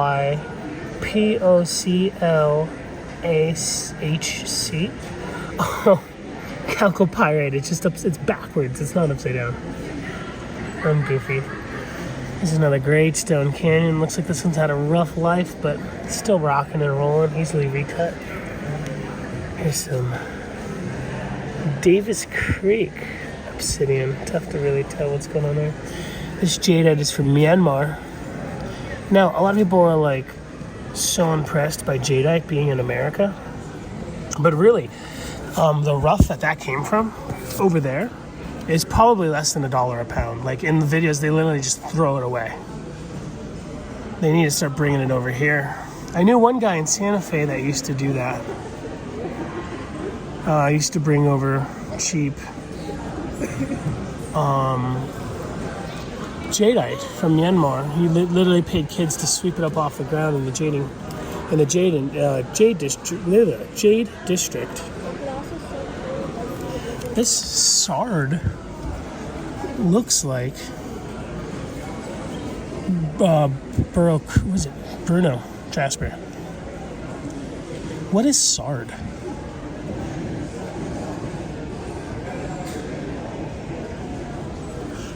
So cool. Here's a big spread. Oh. In memory of those souls who are not with us because of COVID. Damn.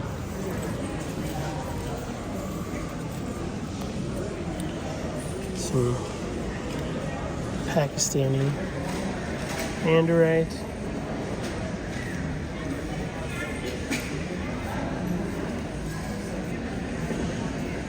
Manganese, galena back there. Big block of beautiful galena.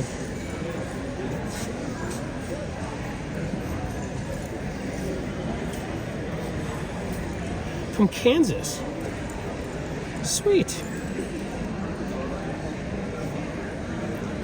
This hematite is from New Mexico. Wonder where.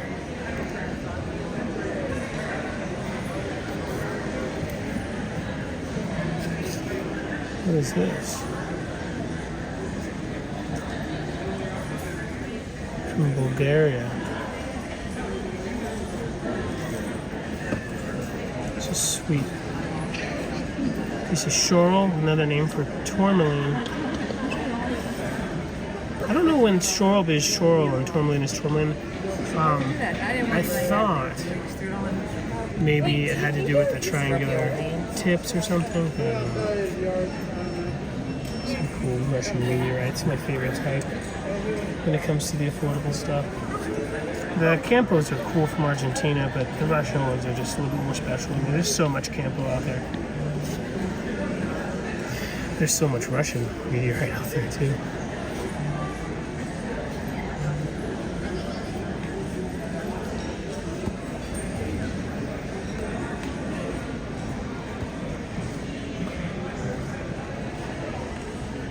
Sweet tabby from Brazil.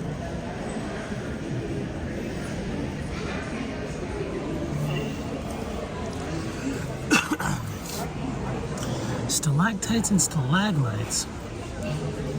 Cocoa Leaf Caverns. I've heard of that place before. Love the slices.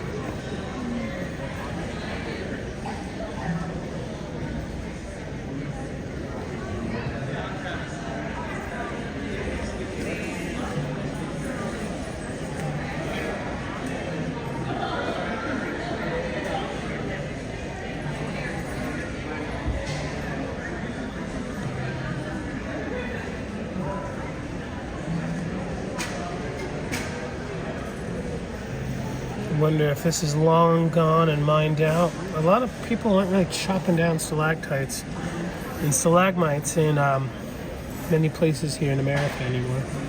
I do think the flowering tube onyx is actually a stalagmite situation out of Utah, but it's private land. Cocoa Weave has to be a native name.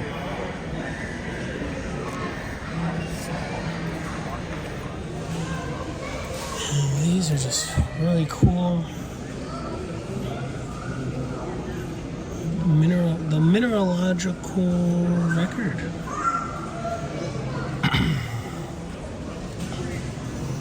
Is it a piece of literature? Is it like a set of books or something? Love to have that Michigan Copper book. There's nothing screams coffee table book, regardless if you're into minerals or not, than mineral books. They're just so sexy.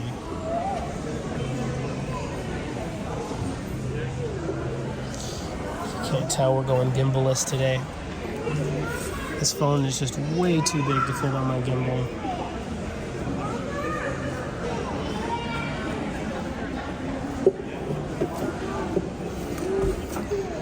Yeah, that book is sweet. No info on this spread here. Antelope Valley. Are they just like cutting big old facets in the club? That's sweet.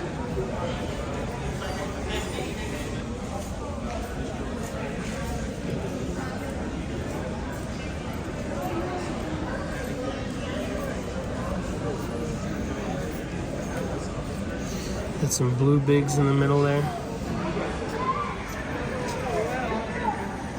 Just regular bigs going into blue bigs. I don't know how that stuff works. And then our good friend, Calico Lake area, silver lace onyx. Southern California lapidaries. Good friend. Imagine it's probably like, well, there's so much material out here, it's tough to tell, but in New Mexico, we cut our teeth on the lapidary and the riccolite. I wonder if a lot of people start off with the silver lace. For the most part, it's abundant, even though it's not really being mined anymore. I hear there's one spot that's exposed. But there's, like, every slab seller has it. The further away you get from California, the more valuable it is. Everybody Rocks bought a bag of it for $40. And I was at a show in the in the southeast in Florida, and one slab was going for $60, and he said the other one's already sold. So location. It's kind of like Tucson, right? The farther away you get your stuff from Tucson, the more valuable it is. 7 basic crystal systems: cubic, hexagonal, tetragonal, triagonal, orthorhombic, monoclinic, triclinic. Oh, and here's some cool examples. Triagonal, like tiger's eye here. Oh, dog tooth on tiger's eye. I've never even seen that before. Tetragonal, wolfenite, ulixite, apophyllite, cubic, like garnet and fluorite, monoclinic, okay, kind of like azurite, epidote, muscovite, oh, shardy,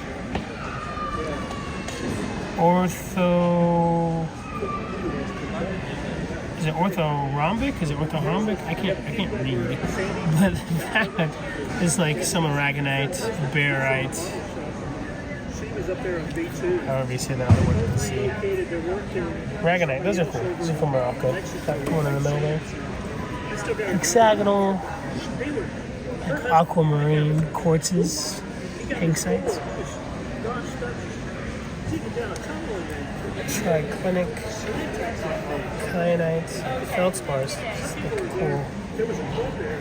Amazonite. What is Amazonite? Amazonite, and it's not just a beautiful feldspar crystal. You know, does it have to be blue or green? Here's Sphere World here. Some cool special stuff I can just see out front. Like this cool one.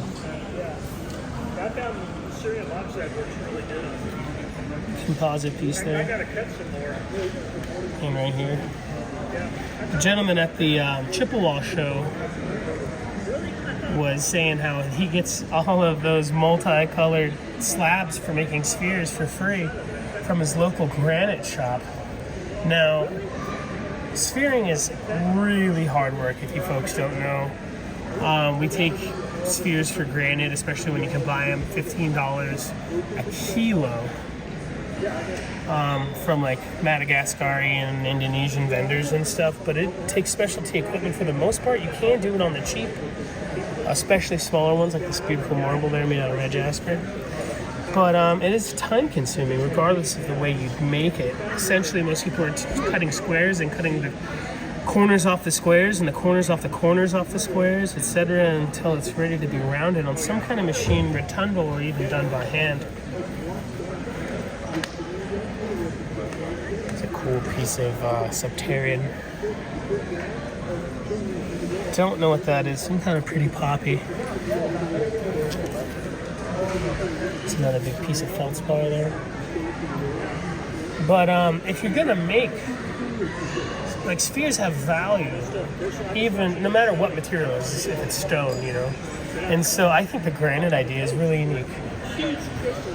There's cool, I don't know if you'd consider it lapidolite or rubellite tourmaline inside of, well, if it's lapidolite, it's a lithium ore. If it's rubellite, it's a tourmaline inside there, regardless of its crystal shape. So that probably is rubellite right there. This is definitely rubellite, or when is rubellite good enough to just be tourmaline inside of marble, or whatever it's in, beryllium, or it's a big sweet cat's eye material. It might be synthetic, I can't tell. This is cool. This is 4 pieces of travertine, some people might call it onyx, glued together and then sphered. Very, very cool. This kind of looks like a piece of that Victor Philip jade. Nef, or maybe a weird looking piece of OJ. Tough to tell. Very, very cool. This is a sweet spread. This club is cool. Everybody Rocks lives like 30 minutes from here. She needs to join this club.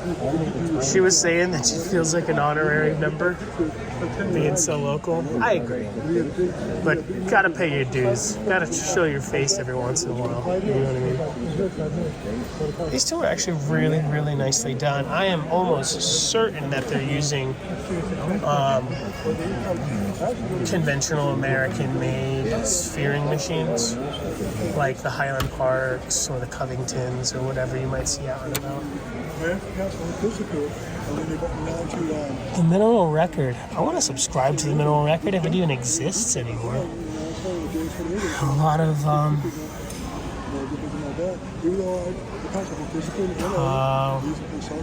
gem and mineral literature is just kind of gone. We still have Rock and Gem. They're doing good. I think that's actually out of California, maybe San Francisco area.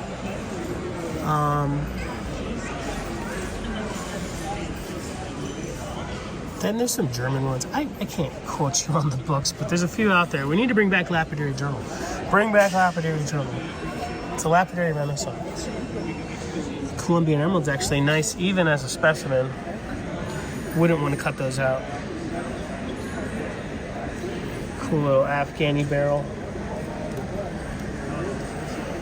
A polished and unpolished piece of Congolese malachite from the DR.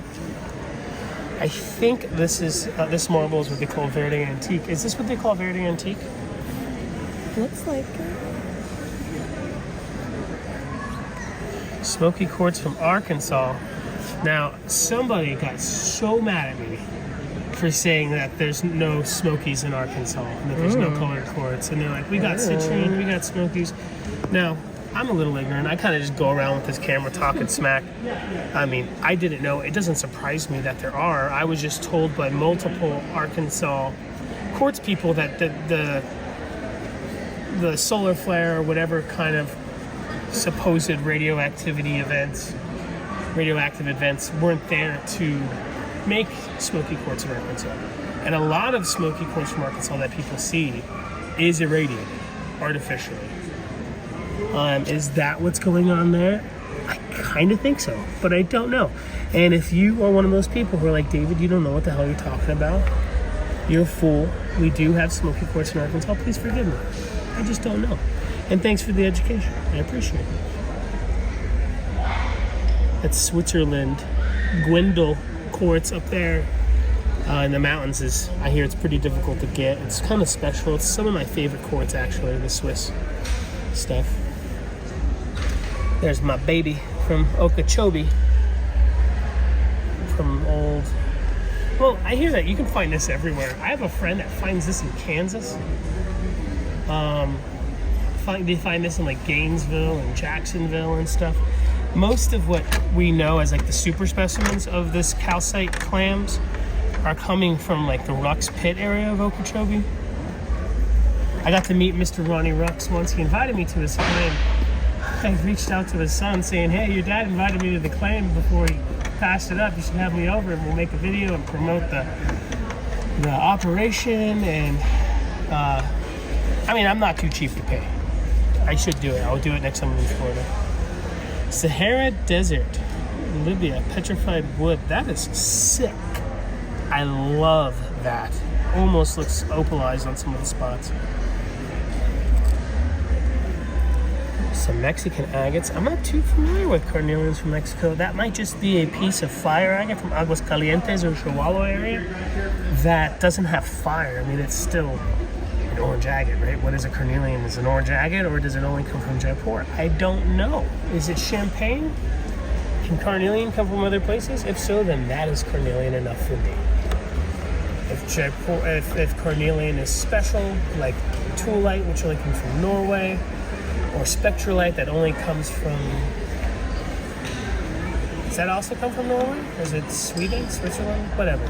These materials that only come from certain places. If carnelian is like that, then that is just an orange agate. If not, then that is a sweet carnelian. I'm pretty sure that it's a fire agate without fire, which can be carnelian enough for me.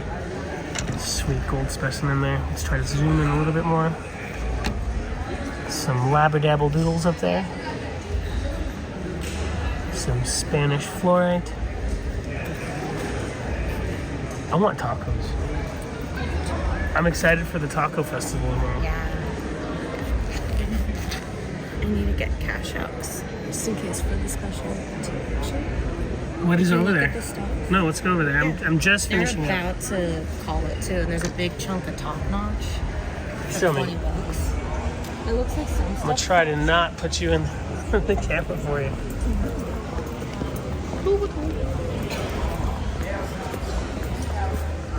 You know why they call it top notch, right?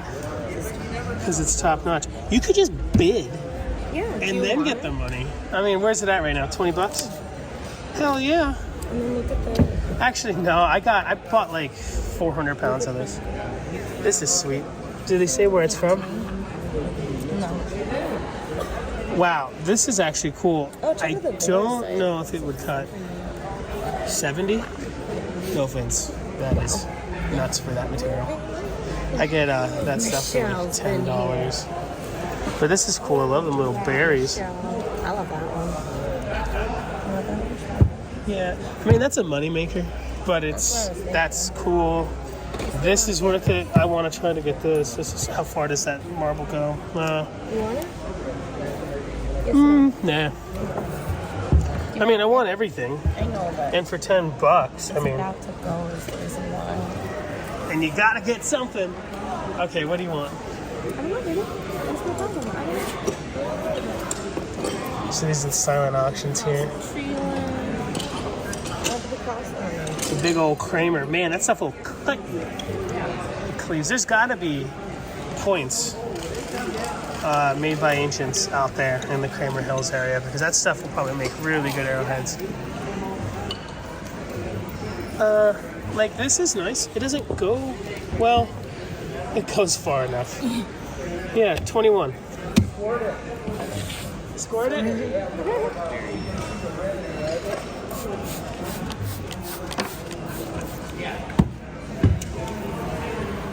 Holy smokes, it just came alive. I love it. Yeah, cool. Let's win it. This? There's a bunch of Plataskis. Oh. Montana. $15. All right, put me down for the Montuckies, please. Oh, sorry. Can you get it? No, you got to get it. Well, we're both. Oh, she's got this critter here. I'm a little man. Montana agate, huh? Yeah. Montuckies. Huh? Montuckies. Yeah. That's a good buy. It's just so hard though. To cut and polish. Tray of rocks? Dude, you can't lose. Everything's so good. Here? Yeah. Oh, yeah. Some bog agate. Where's this from? Probably North Edwards. Yes. Almost my turn to go, huh? So you're gonna go. I got that one for me. Yeah. You making a YouTube video? Yeah. Yeah. You have a lot of them out there on the channel? Mm-hmm. What's your name? Lapidary Dave. Yeah, okay. Hey. I watch your stuff all the time. Thanks. I've heard really great things about this show, and I was super excited to come. Okay, yeah. And it's definitely true. I saw you over there, and I was thinking that was you, but I wasn't. I was with my buddy. If you don't mind me asking, there's some like big faceted, like looks like quartz. Maybe it's glass. Over there? Yeah, they're like it says it's from the club. Did you guys have like a class where you guys made those giant facets? Probably. I have to go I mean, look. there's probably some stuff over there 30, 40 years old. And Yeah, some of those people, they keep showing the same stuff, and some people... Are we being recorded? Oh, yes. It's okay. Don't worry about it. It's all right. Yeah, they put it out for shows several times. Some of it's new. Somebody said, I found a little bit of this at the Diamond Pacific Rock Yard. Have you been there before? Oh, I know what you... Yeah, I've seen one of your video there. And someone was telling me that this is from Oregon. Do you know anything about this stuff? That's Steve right there. Steve? Are you Stevie? Oh, buddy, you're munching. I'll bug you after you're done eating. It says barite pseudomorph. And someone told me that this was from Oregon. Do you happen to know? I was told it was from Arizona. Cool. I believe you guys more than... I got it from... Rockhounding expired. Yeah, they were getting rid of all this stuff. They were using that to bring his fruit trees. Oh, wow. All his citrus. And rings around that material. Oh, that's fabulous. It looks great. It probably cuts pretty too. It'd almost be a shame to cut it.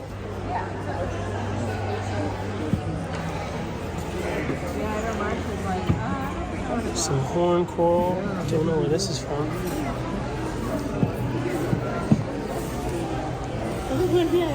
Cotton polished geode, $8. This polish is worth more than $8, in my opinion. It's hard work. Probably. I have a question. Yeah. It says this is barite. Barite. Pseudomorph. What does that mean? Pseudomorph. The horn coral calcite. So pseudomorph would be a false body. I suppose it's because it looks like it's a geode. I don't know why it's called a pseudomorph. Everyone's after the emerald. It's definitely from Utah. No, it's not. I appreciate your videos, Dave. No, I appreciate you guys being here. It's a pleasure. It's a great club. She lives 30 minutes away from here. I'm like, why aren't you a member of the club? It's so close. Do you folks have like machines and folks and stuff that you let the? Oh, perfect. Yeah, they members rent them out. But I don't know. Do you think that this whalebone's probably from like Ventura area? No, it's over from Refugio Beach. Yeah, and Refugio Beach. That other beach. Yeah, the one right beside it, Captain something. Yeah, it's California. Oh, heck. I went over there. I couldn't find any, but you got to go after the storm. Oh, wow, and they're just washing up and stuff. I guess so. And then you got to get the eye for it, I bet. I would just walk around, have no idea what I'm looking Yeah, for. you're exactly right. But it cuts nice and polishes. I put it on nice and mix it with turquoise. Oh, yeah. So I get the, turquoise is sky, and then the red is sea. Oh, that's fabulous. So you can mix this with, you get your... Oh, man, that's a great idea. I'll put it on scales on nice. This one's got some pretty cool cells on it. Yeah. Do you think this is the lavic stuff that's around you guys? Well, maybe not lavic, but it's like above it. Like So sweet. Wow, this whalebone is really red. Whalebones? so loud. The next one's at 1:30, so we gotta come right back. I'm not the biggest fan of the whales, but this one's like really nice. You even clean that. I mean, when it's good, it's good. What are you gonna do? Yeah, there's another one. Tubular agates. Tubular. Buying one of those football pieces. So fossil fish. Lynn used to find these in Tennessee, I think. Lady over here, she's collected those nodules, and she says it's a barite pseudomorph, and it's from Utah. Oh, wow. So awesome. She's the one who identified it for us. That's fabulous. Okay. Do you think people cut them, or do they? Is it just better as a specimen? You know what? I do several things with them. I like the rind. I like the texture on the rind. So I cut the rind off, and then I wire wrap it or mount it in silver. And so what you see is the orange bubbles. Oh, perfect. With toroidals. Absolutely. This is sweet. Everything is a winner here. Yeah, this is from the Cadies. This is a tubular agate. This is the rhyolite, and it just forms real thin on it, and you can see little druzy sparkling in it. Oh, wow. I didn't even notice the druzy the first time. Yeah, so basically, it's just something to put under your bonsai or something in your display case, Yeah. you know. Probably wouldn't I really just thought it want was to cool when I Very collected cool. it. I collected a bunch of those. And for $1, you can't even get a taco outside for $1. That's such a good deal. So get your squirt bottle. It's right there. He knows how to do that. Give it a squirt. So you can see what this is. You've got onyx. See the green and the onyx here. This is from the Central Coast. This comes up from Ventura. This is from the quartz, the shale, the oil beds out there, the shale oil beds. Oh, wow. I know because I collected a lot of this stuff. It comes right up on the beach. Looks like you made a sphere out of it. Yeah, one of the club members made a sphere out of it here. Septarian nodules. As you can see, there's more onyx.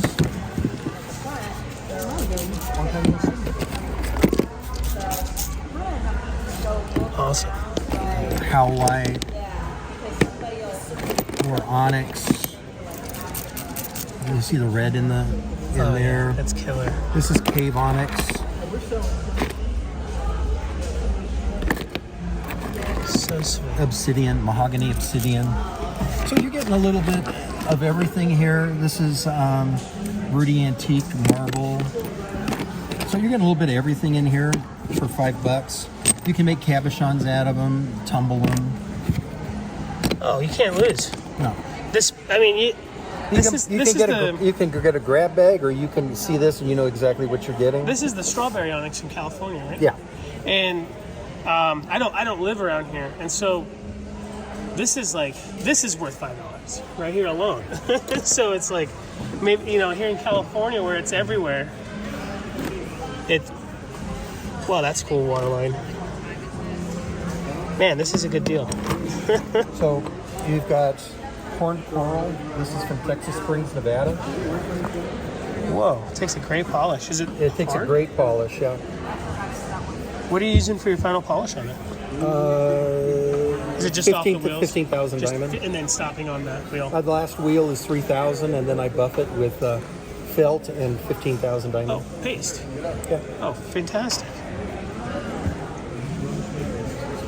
No, you got outbid by a mile on everything. These are really nice. Well, if John puts this, I'm going to put this.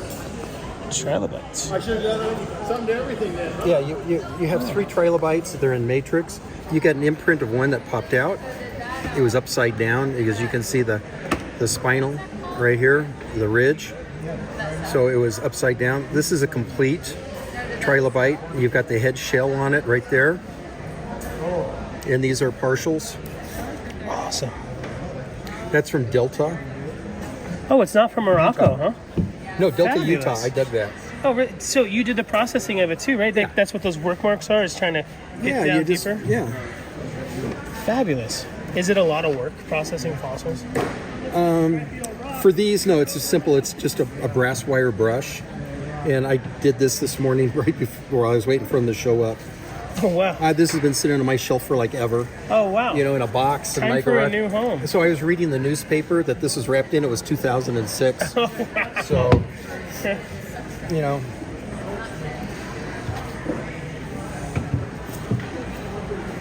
quartz cluster. Antelope is going after it. Yeah. Wiley's Well geodes. Right here. They're, if they're solid, they're called thunder eggs. If they're hollow, then there's geodes. It barely qualifies. You got a little vug with some druzy in it. This one's got some cool fortifications. That's a sweetheart.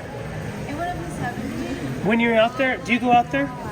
Right at those. Have you ever found the thunder eggs that, I don't even know if it's considered a thunder egg, but it's like a core where all the rhyolite went away and then it's just like this crazy shaped core of a thunder egg? Those are pretty unique.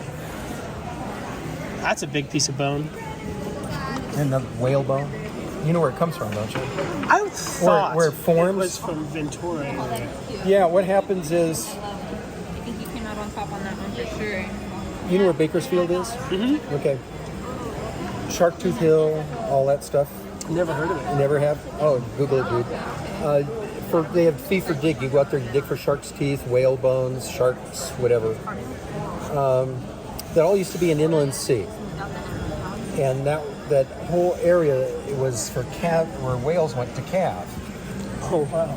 And the sharks would come in, because the whales, the babies, the whole bit. When they died, bones went to the bottom. Area uplifted, the seas dried out. When the floods came, washes all that stuff, you can see the creek, the river, right, where it washed right down to the beach. So these weren't formed in the water, they were formed on land and washed in. Oh, trippy. Yeah, so that's why they're all tumbled and they're all round. I know. It makes so much sense. I'm always wondering, like, how can the whalebone form in the water? I mean, things form in the water, but that makes so much more sense to me. Got that nice little plate. Oh, here's another one of your special boxes. So nice, yeah. Fabulous. Okay, you're here. I'm keeping you. Looks like some kind of opal. Good luck, because I know this deal. Okay, that's opalite. I'm leaving us. Yeah. My friend just wants one. Yeah. There's more. There's Kamamba, that's from Africa. You got other stones here. There's the strawberry onyx. I know. Howlite. We got here early. Are you guys going to be here again tomorrow? Some more onyx. You must make a lot of spheres. Oh yeah, it's prolific. Portion septarian nodule. There's more onyx. Quartz. More septarian nodule. That's a sweetheart piece, though. Very nice. It's a rock collection all on its own. Right, this is a tail end. You can see the little blue here. This is from Turkey. It's called lapis lazuli onyx. Oh, wow. And it was a one-time order that came in years ago, and you can't get it. Everything is just leftover trimmings. Oh, wow. Is it just kind of wiped out? Well, other than the one load that came in years ago, big onyx came in, the guy sold everything, and then that was it. Oh, wow. It's the same thing like the K2 blue. Yeah. With the azurite and the granite. Yeah. This is a sweet piece.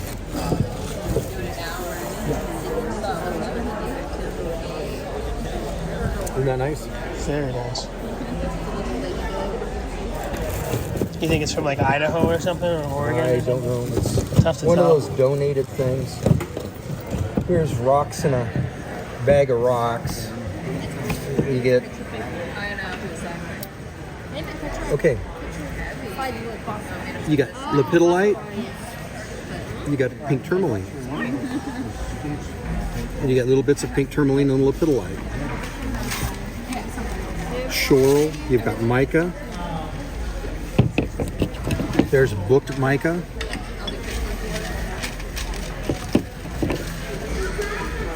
Chalcedony. More pink tourmaline and lapidolite. It comes from the Opal area. Like San Diego-ish? Yeah, more shoral. So anyhow, this is a pretty nice little bag. Yeah, this one's like a cool mineral collection in a bag. So, and then again, you got some more coral. It's polished. That's worth the $5 that this bid even starts on. Yeah. This is awesome.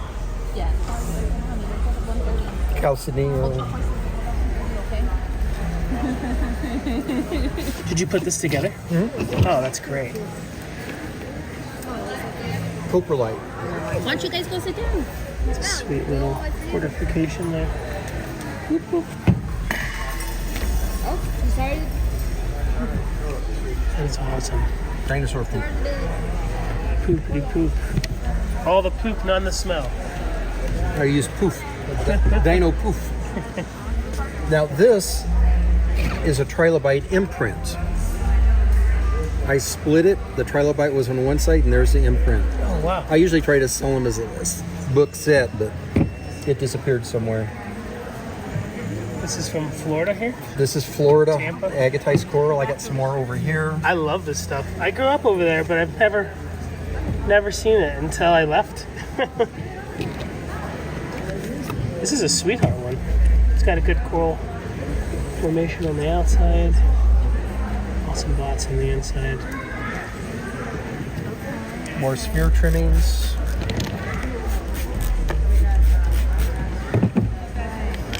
Onyx.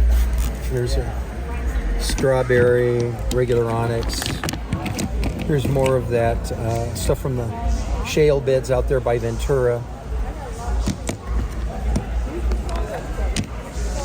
Howlite.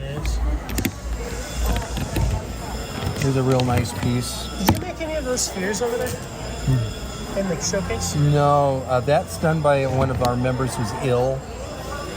But his wife and daughter are here, so. I just see some similar material. Rainbow Ridge, what's up with this stuff? That's out by Ridgecrest, and it's claimed Can you by. look that for me, please?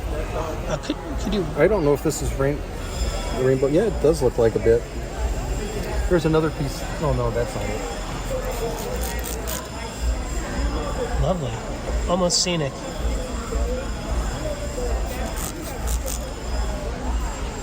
You got little blue agate in here. It's almost like leopard. Cheetah, but they call it cheetah agate. But anyhow, yeah. Very cool. Starting more whale bone. Here you go. Look, This is Jasper Rainbow Ridge. Oh, nice.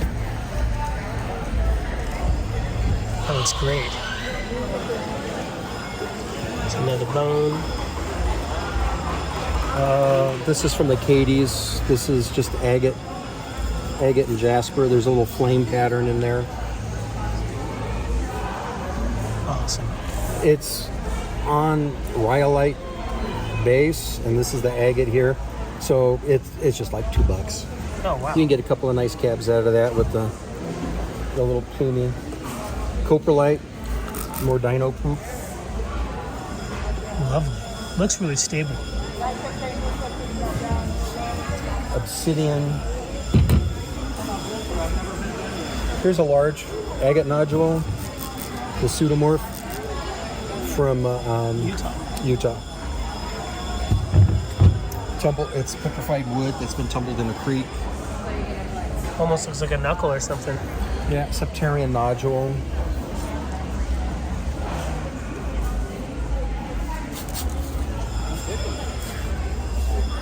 Trippy looking one. Did you win? Oh, okay. Yeah. 4, 5, 5. I saw this too. I loved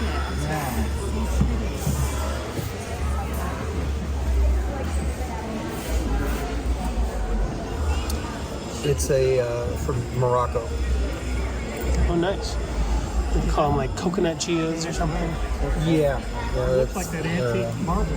This is a sweetheart. This must be local, huh? I have no idea. It was in a box of stuff I got. So it's probably get quite a few of those. It's reminiscent of Graveyard Point. I think it's from Oregon, to tell you the truth. Oh, this is $5.50. Yeah, it sure does look like it, doesn't it? You can see the plumes on the side. 7, 8, 9, 10, 13, 20. What is this? This is onyx. You really, you can see it better there. Is this what they would call silver licks? No. This comes from an entirely different area. Would you hand me the one that's over there, please? In front of the blue box? No, the big one, right in front of it, right there. You're hot.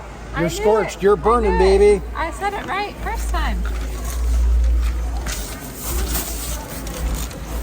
That one's got a calcite deposit on the outside of it. And here it is. Oh yeah, beautiful. Would you consider those dendrites or something else? I don't think they're dendrites. Their dendrites are more plant growth. Very cool. That's a sweetheart of a piece. I brought it to my wife took one look at it, and now I'm taking it home with me. Oh, heck yeah. I'm back again. You took it out for a walk. I love it. So beautiful. Yeah, that's a sweet. So 130 for this, yeah. And I think that one too. We need to get the microphone, make an announcement. Here's another bag of rocks. See all the beautiful stuff in there? What's that?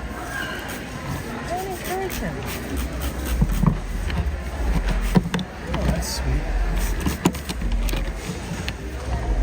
So anyhow, there you go. I need to make an announcement. Hey, thanks for your time, brother. Sure, not a problem. It's about to end. The suspense is killing me. Me too. Me too. Where's the microphone? Are you Ashley? Okay, yeah. Are you Sandra? I'm like, I thought I recognized all the names on there. I'm like, well, good luck. This is me. Sadie. I gotta go check on my. Howdy. Hello. Hey, thank you so much. Oh, I've heard about you all the time. All I hear right. about you all the Now you time. got it. This is where I've learned so much. Isn't that beautiful? In fact, she said, I hope I run into Lapidary Dave. I know, right? Yeah. Say that. I should have brought something. I usually carry around a bunch of turquoise to give to folks who can find me, but I didn't bring it. If you come by tomorrow, I got you. I'm going to be back here tomorrow. But I'll see you here. I'll have something for you. trying to get my sister out here. Whoever created this. You don't want that box. Why? Because my name is on it. Oh, yeah, that's right. No, I didn't bid on anything. So I just watched your other post the other day. Are you filming right now? Oh, I'm going to. So, I don't know if any were out when you were taking pictures. I might have seen him in the showcase. It's the Cocoa That's Weave. my display case, yeah. So- Cocoa Weave. When I was over there talking, I was talking about how most places in America, people aren't mining stalactites and stalagmites unless it's a private claim. All right. And There's a story behind it. You want to hear it? I need the You want to hear the story, story? yeah. Okay. There's two. Do you mind if I grab one? Yeah, sure. No, here. Just to hold it for the folks while you're telling the story. Okay, so the deal is there's, at the turn of the century, last century, there was a big river of gold thing through one of the caverns. And you can look it up, all kinds of skullduggery. There's Indians, there's murder, there's carjackings, there's things buried in the cave. And then there's another cave, which is right near it. And this cave, yeah, okay, where's the microphone? Yeah, call it. So the cave that's next to it, they were walking and there was a sinkhole in the top. So they went down the sinkhole and they found all these bones from these mammals. So they wanted to harvest the bones for the universities, but they couldn't go down through the sinkhole, so they tunneled into the mountain. And as they tunneled into the mountain, they come to these caverns, and the only way to get to the bones is to blast and blow these things out and bulldoze them over as tailings. Wow. And this was done in the 50s. So no thought of conservation, anything like that. So the club does field trips out there to dig in the tailings for these. It's under claim. The gold miners in the area, you pay. It's a fee for dig. You pay a fee, and then it's like $25. You collect a bucket. That's worth it. Yeah. So this on a display, nice little wooden plaque etched on there. That's $40 right there, especially when you get out of California. Totally worth the $25 harvest. So, to get to this place, so you get on. I mean, they got all kinds of things here. You get on the 5, You go to Vegas. The last rise before you go down into the valley to Prim, Nevada. There's a big old mine on the left-hand side, and they're mining for lithium. On the right-hand side, it takes you up the Cocoa Weave. And in the 1950s, it was a tourist destination. They had cotton candy, they had rides, they had to tour the caverns, dig your own stalactites, all that stuff. Oh, wow. Yeah, so when you go up there, you find all this old mining equipment, and then you find stuff left over from the 50s when it was a tourist destination. So when you're slicing this, you're not using a slab saw, you're doing it by hand? I'm using a slab saw. Really? You're chucking it and using an auto feed? Yeah, did you see these? That's like the end of the town.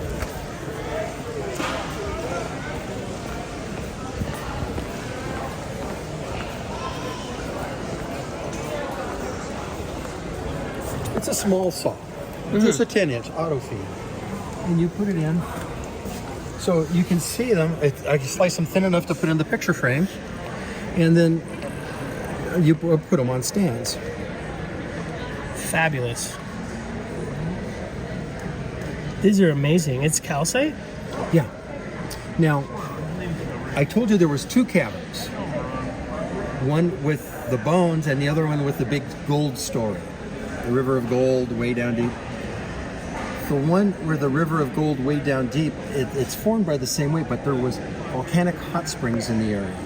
So what do you get when you apply heat to limestone? Metamorphic rock, you get marble. So instead of calcite, all the stalactites are marble. Oh, white wow. marble. That is stunning. And how are you polishing it? The same way you do the other stuff? You know, most things like that, they put them on a flat lap, like this. I just put them on my Genie. Oh, nice. I do them, it's real simple. You can't even see a curve on it. I guess because it's soft enough, you can keep it from curving. And just wheels on this, no diamond paste like the other stuff? I do diamond paste. Again, 15,000 on a felt buff. The finish is spectacular. You're a great lapidary, brother. Man, thank you so much for the story. Welcome. You're awesome, brother. So, the other case over here.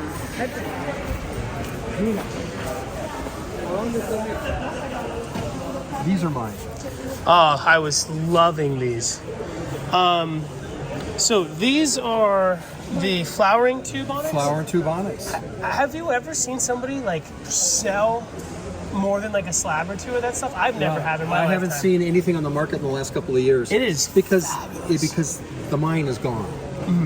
I don't mean it's mined out. It's just so far to get, you can't get to anymore. They've had several floods and landslides that they can't get to it. This right here, is this Burrow Creek? Burrow Creek.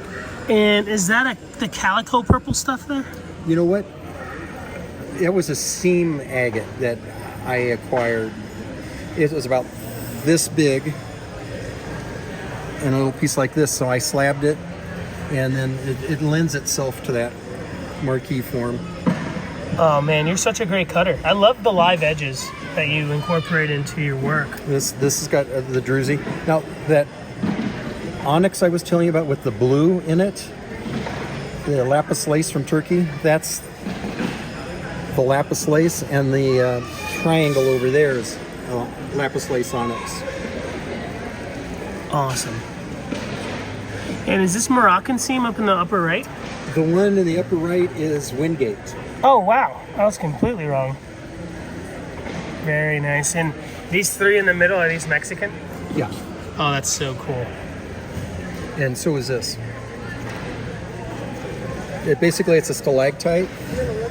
Oh, wow. Growing like this, and then the crystals grow off the side. Fabulous, brother. And this is a seam agate that we dug in the Cadies. Really, that's from the Cadies. I was saying earlier, it almost looks like the Idaho stuff, like the Idaho sunset or something. Again, it was just a real short seam. It was only so wide, about that deep. Oh man, the Cadies is such a beautiful producing place. And then the lapidolite is from Paula area. This onyx here is from Halama Beach. It's more of that onyx that you find, I was showing you, that they find on the beach. Oh wow. And this rhyolite here, is this from Opal Hill? The rhyolite, that these guys, Arizona, I think. Oh wow. Where they dig it. It's really good looking. It's hard for folks to see at home, but it's actually like blue and red. It's really nice. And then the jasper down here, it's got micropyrite in it, octahedral pyrite. So when you take it out and you shine the light on it, you have little veins of gold running through it. Oh, wow. Going in the back. And that's from San Simeon area. Is that California? Yeah. By Hearst Castle. I'm so unfamiliar with California. I'm a Florida dude, New Mexico guy. There's some more cave onyx. They just kind of cut it and sculpted it. They followed the little rings in it. Oh man, you're such a great cutter. This marble is Ballarat marble, the old ghost town in California. And the area near there, the marble comes out of the hills and you collect the old boulders. Is this a Mexican agate here? I don't know where it's from. It probably came in a box. This is Mexican here. I don't know where that came from. You know, you get stuff and then you don't know where it's from. Oh yeah, and then you get more so stuff. You just say agate. You know, I like buying other people's trimmings because you find great stuff in the trimmings. Yeah, you get a little piece of some of their best stuff. Yeah, so like the Labradorite there, it was a cab and the lady had it here. She dropped it on the floor and broke it. So I recut it and I put it in the display case. How long have you been cutting, brother? About 10 years. Wow, you're really good. I actually would have thought decades of hard work. Well, you're really good at what you do. And if you don't mind me asking, are you using like club machines or do you have your own? I have my own. Do you use Diamond Pacific wheels or other brands? I use Diamond Pacific. I was buying Chinese wheels. I tried it. But I was having trouble putting them on the arbor. They fit too tight. Yeah, and you don't want to have to get like sandpaper and ream it all sand day. it, but you want to make sure it's even all the way, make sure the wheel is like that. I miss Bill DePew. I've been on several of his field trips. Is he the gentleman you were talking about who passed away? He passed away, one of the owners and designers of Diamond Pacific. We would show at the Barstow show. That's where Diamond Pacific is located. And he would show up. We go on Saturday and go on field trips out into the Cadies because he was born and raised out there. So for like 90 years, he's been running around doing field trips. And his mother did the same thing. Yeah, she did field trips. So yeah. I hear stories that like he has little hills named after him over there, like Bill's Hill and such. Bill Hill. The big chunk of agate here. The top-notch stuff? Yeah, top-notch. That was his last claim. Really? Yeah. This stuff is amazing. I don't think I won it. I didn't win it. No, you won it. You bid on that Who thing? won it? Yeah, I did. Yeah. Hey, brother, give me some sugar, man. I love you. I didn't know you were here yet. I didn't know you bid on it. I don't remember you bid on it. No, it's okay. Easy come, easy go. I got these 3 items. Oh, heck yeah. Right? You got the three things I wanted. Because you got good taste. That's awesome, brother. I bought a big piece of turquoise I'd like to show you. Oh, I'd love to see it. 3-pounder. I'm going to be here today and tomorrow. I'll be leaving in a couple hours. Well, definitely let's get together before you leave. Man, the Montuckies. 15 for the box. 15 for the whole thing. When I'm here, it's in front of me, and I see like $10, I get all cheap. And then I leave here, I'm like, dude, that's worth like $150. That's worth like $300. That's worth like $150. And I got it. That's what I get for being cheap. These in your backpack. Yeah, what'd you get? The whalebone. Oh. Yeah, 3 pieces of whalebone and then just a cute little agate. All right. Super cute. Here's a beautiful spread of lapidary journals, rock and gem, and a few others. 25 cents each.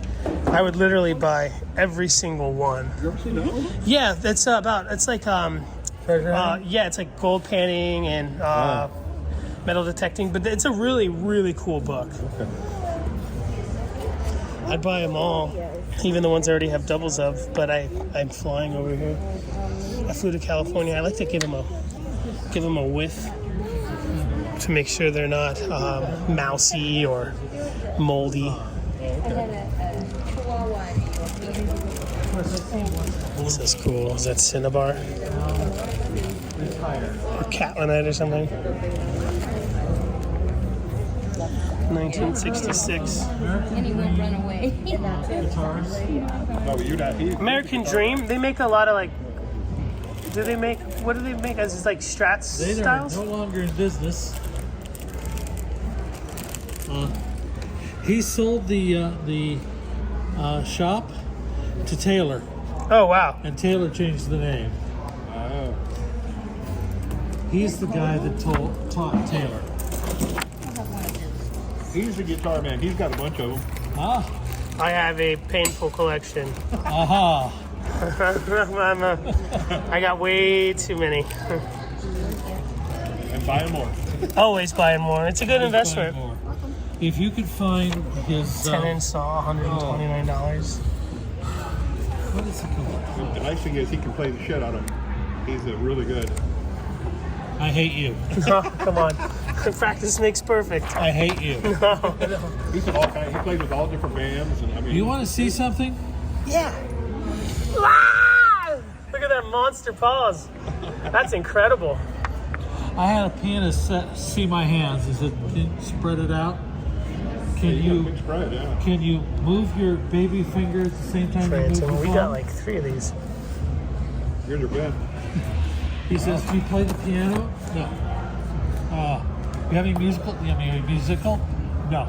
I have no musical talent whatsoever. I used to be in the band. In school and stuff. I played brass instruments and stuff like that. But This is cool.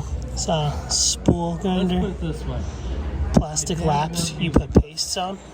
And we all know what music lessons back then really meant. He's going to sell you the musical $50 with 4 laps. Absolutely. Those are he came out Jade with all Polisher's these musical dreams. instruments. I think there's one still being made. I chose an accordion. Beacon Cell. Here's this little kid with this accordion in his here. he plays that too. I hate you. I don't play the kind you do, though. You play the piano kind, right? You play the chromatic piano? I don't play. Oh, cool. I make noise. He plays. I play the little button ones. I can't play the piano ones. Well, he gave my brother guitar, checked us on several others, took my dad aside and said, "Don't waste your money." Demon Master. They have no talent. Bucks. I love the logo. You didn't get no musical talent, did you? Nope. That's a cold-blooded thing to say to a child. They didn't say it to us. They said it to my dad. Yeah. He just said, "Save your money. There's no musical talent there." So did somebody organize these things by date, huh? Yes. The effort is appreciated. Yeah, they have 63. It looks like it goes to 88. Do you want it frozen or What's that? do you want it cold? Yeah, if you have a cold one, sure. Hopefully. How much are they? Oh, they're $1 a piece. Let's see how much the difference between prices of 66 and 88 were for machines. Quite a bit different. Now they're selling diamond stuff. Crystallite no longer provides for the lapidary industry, I believe, or at least they're focused on laboratory. Yes, they're focused on labs.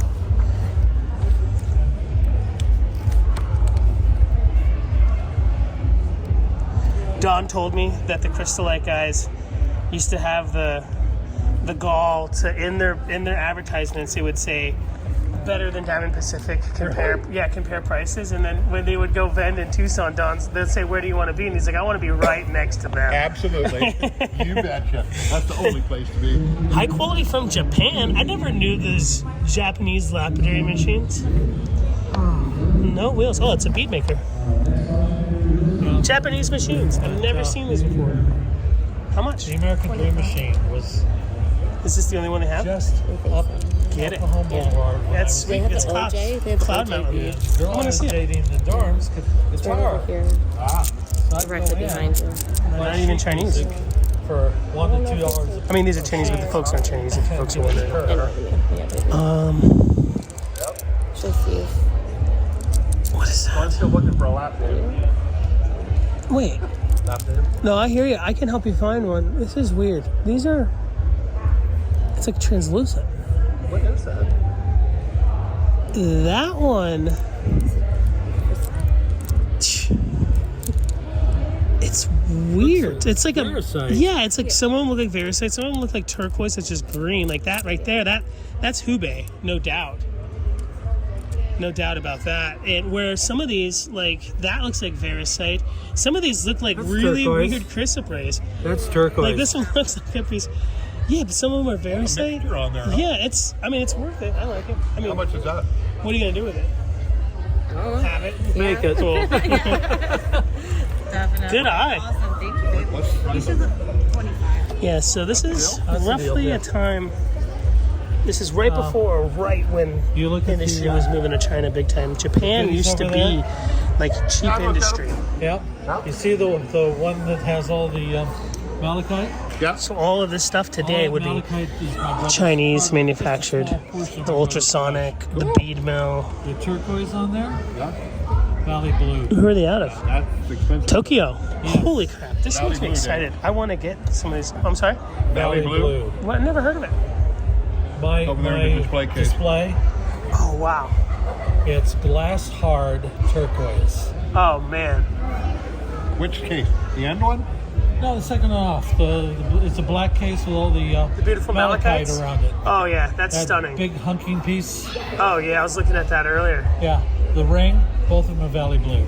Oh dude, you got great taste. What's your name, brother? Larry. I'm David. David. Pleasure to meet you, Larry. You're awesome. I'm Ray. Nice to meet you. If you're into turquoise, you know a guy that I used to work Mr. for. Turquoise. Who is it? Jeff Best. Oh, he Jeff knows Best is. I'm a huge fan of Jeff. Yeah.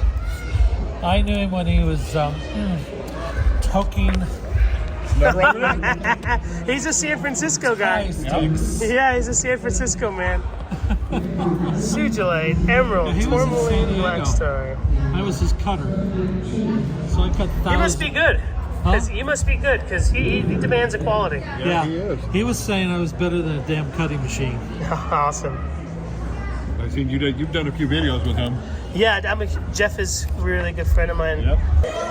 Yeah, he would drive up to Nevada about every other week From where? Here? from San Diego Oh. and come back with 15 grand worth of turquoise. Oh my. And that's back then. Today That's it would be back then. 150, 300,000. Yeah. Yep. That turquoise is way cheaper back then. So I believe And then he'd Rock say, and Gem is still being Here. Cut it. What a treat. I mean, I tell people when I'm cutting raw natural turquoise, it's like perfume. It smells delicious. I know. Like I'll get sick of cutting other things, but it's like that stuff. Oh yeah. I love it. It's addictive. Yeah, you get tired of that plastic smell when you get the Oh, stabilized stuff. don't remind me. Yeah, I've cut my fair share of that. That's that peak. This is an oldie. Now, for a while there, he had 79. turquoise that had what looked like natural red matrix on the back. Oh, trippy. That was me. Oh, cool. Well, I was- That was your backing formula? That was my backing. Oh, man. I made it. What'd you use? You know San Diego? Yeah. La Jolla? Yeah. The red ironstone of La Jolla Forgot what we were Cliffs? doing again in the conversation. We were looking for a Wound machine that being up, sold in this magazine to mixed it see how with, much the prices have changed. About 20% epoxy. No price kidding. there. And then, There you go, Dave. Now you know. now you know. We'll have to go to La Jolla and get you some of that stuff, huh? La Jolla. Where's La Jolla? Is it in California? San Diego. Yeah, San Diego. Down by San Diego. Just pick up a little because No the prices. cliffs are eroding away. Yeah. Yeah. But La Jolla Shores, I wonder if this stuff would work in Arizona. What's that place in Arizona where they have all the red rock? is it dark red ironstone? Yeah. It should work. Yeah. Just grind it up real fine. You know what I'm talking about, Dave? What's that town called with all the red rocks? You have the church made back into the rock. I have no idea. Yeah, no machines advertised on this one. Let's look at this one. So this one would be Yeah, if you do make it, 21 year difference. if you do make it, show it to Jeff Okay. and let him flip it over and go. I only know one. Where'd that come from? $3,000. So that is a European machine, I think. Or you No, did it's know Washington. him, My you did bad. a long time ago. There's a genie. When the genie Well, if you was see him, say hi. Will do, my friend. And then bounce him up to the top of the head. $890. It's quite a bit different than the $120-something machines over there. Yep. Larry Sullivan, I can't forget it. The turquoise man, the squash blossom winning lucky guy. with a Morenci squash blossom. And gigantic hands. Claws. Awesome. Pleasure to meet you, Larry. Yeah, I've actually bruised my palm, and I don't know how I did it. Oh, man.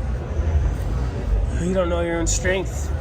Well, there's that, but I'm a martial artist. Oh, cool. Awesome. So I don't feel pain in my hands. Oh, man. $5 for $1. Man, these are great. Buy some. I want them all, but I can't get them on the airplane. My bags are so full. Oh.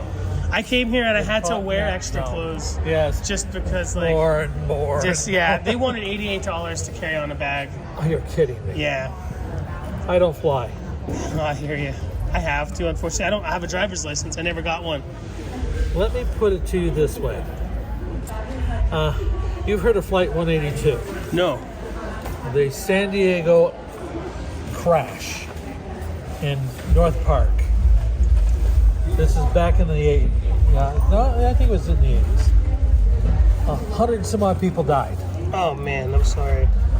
I was under where the two planes hit. Oh, dang. It's right above you. One went that way, the other one went that way. Holy smokes. It overran this little Cessna. PSA. Oh, man. That was number one. Does this sound like it gets worse? Yes, I can tell it does. I was going from San Diego to Phoenix with my girlfriend and her son. And we're sitting on the tarmac. And we're sitting on the tarmac. And we're sitting on the tarmac. Then the co-pilot comes on the line. He says, the reason why the pilot's not in the cockpit is he's out front talking with the engineer trying to get the plane started. Oh, no. It gets worse. We get up to about 15,000 feet, and the engine's cut out. Oh, no. It drops like a rock. It gets the engines going again. We get to about 15,000 feet, and the engine's cut out again. We sawtoothed all the way from San Diego to Phoenix, Arizona. Oh, my gosh, it's terrifying. That was 2. 3. Does this sound like it's getting even worse? Oh, my gosh. I flew into Oakland Airport. Lovely airport. A dream to fly into. Probably a dream to take off from. Anyway, coming back to San Diego. So check this out, folks. I was looking at this astrolite. If I can find it again. And what it was, maybe it was this right here. It's the Colorado rhodonite, and it goes by another name now. It begins with an M. Has manganese in the name. I don't know if I'll be able to find it again, but I guess when it came out, they were calling it astrolite, which is a trip. And put it in here. Yeah, I was like, I think it's fine here.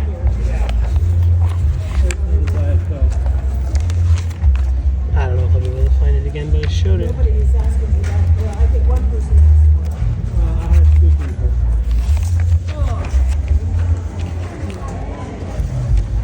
Oh well. Probably saw it for a second.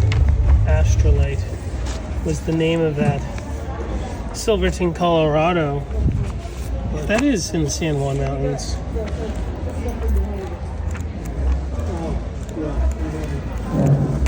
Oh well. Yeah, 25 cents. Killer deal.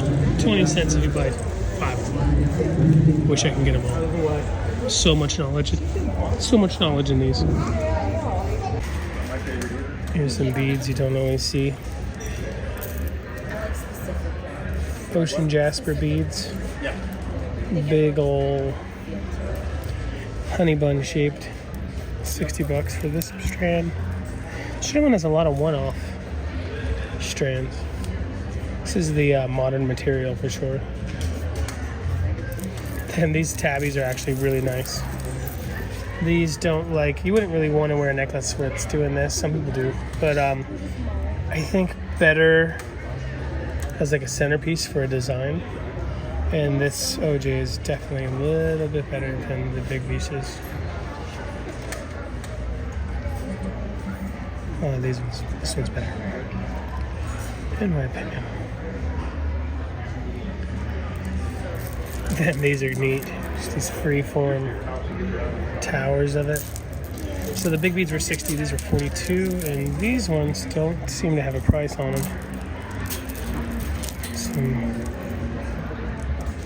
I don't think it's OJ. A lot of beads I've never seen made. Like this is Picasso jasper, or Picasso marble from Utah. Made into these little bamboo shoots. I think it makes a great bead. I think it would look good milled too. Just pyrite tablets, little pyrite pills. It's kind of cool. It's kind of stink up your girlfriend's neck, but it's still pretty cool. Very cool.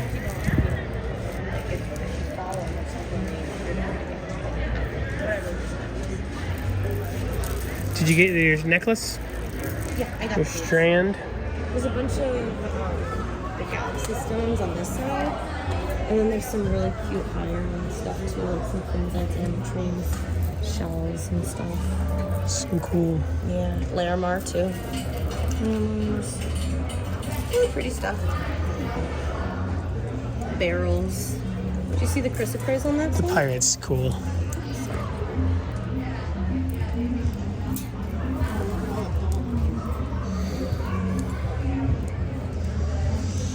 Donut heaven.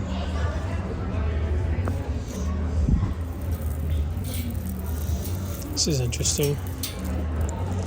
Different quartzes. Well, it's probably peridot there. They're not faceted. They're little tumbled freeforms.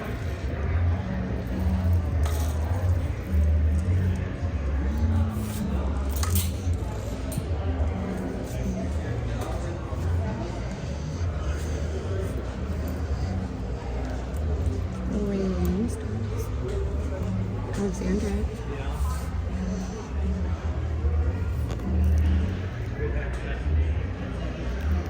This is a nice piece of jasper. It's like Mexican Imperial. Is a stitch tight up there? Are you a stitch tight loving girl? You know the Atlanticite stuff? Oh, what's this? Yeah. It has the serpentine in it. That looks like Willow Creek. Yeah. That's killer. Whoever cut it, the polish is phenomenal too. How much is it? $35. That is a great price for that. Oh, this right here. How much is this? It's got to be more. Yeah, $32. The rock is could be recut and 4 times the price for that Bruno right there. I love Bruno Jasper from Idaho.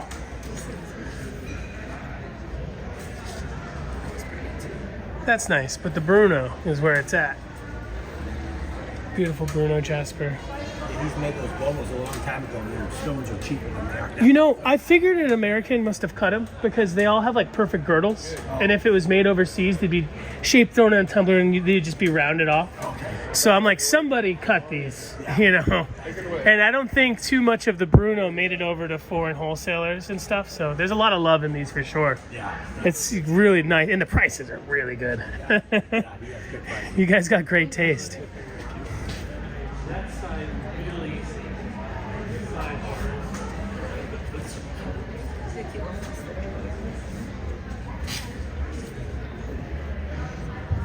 Oh yeah, those are adorable.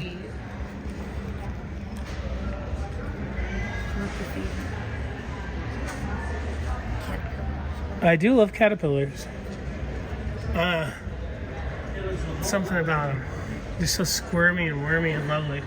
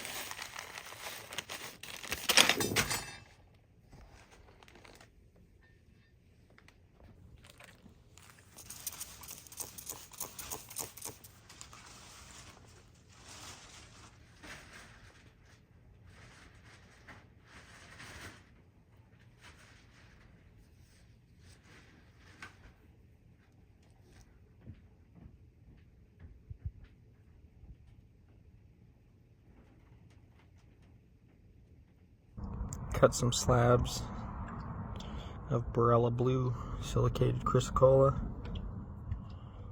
Some big old bands of fluoride in there.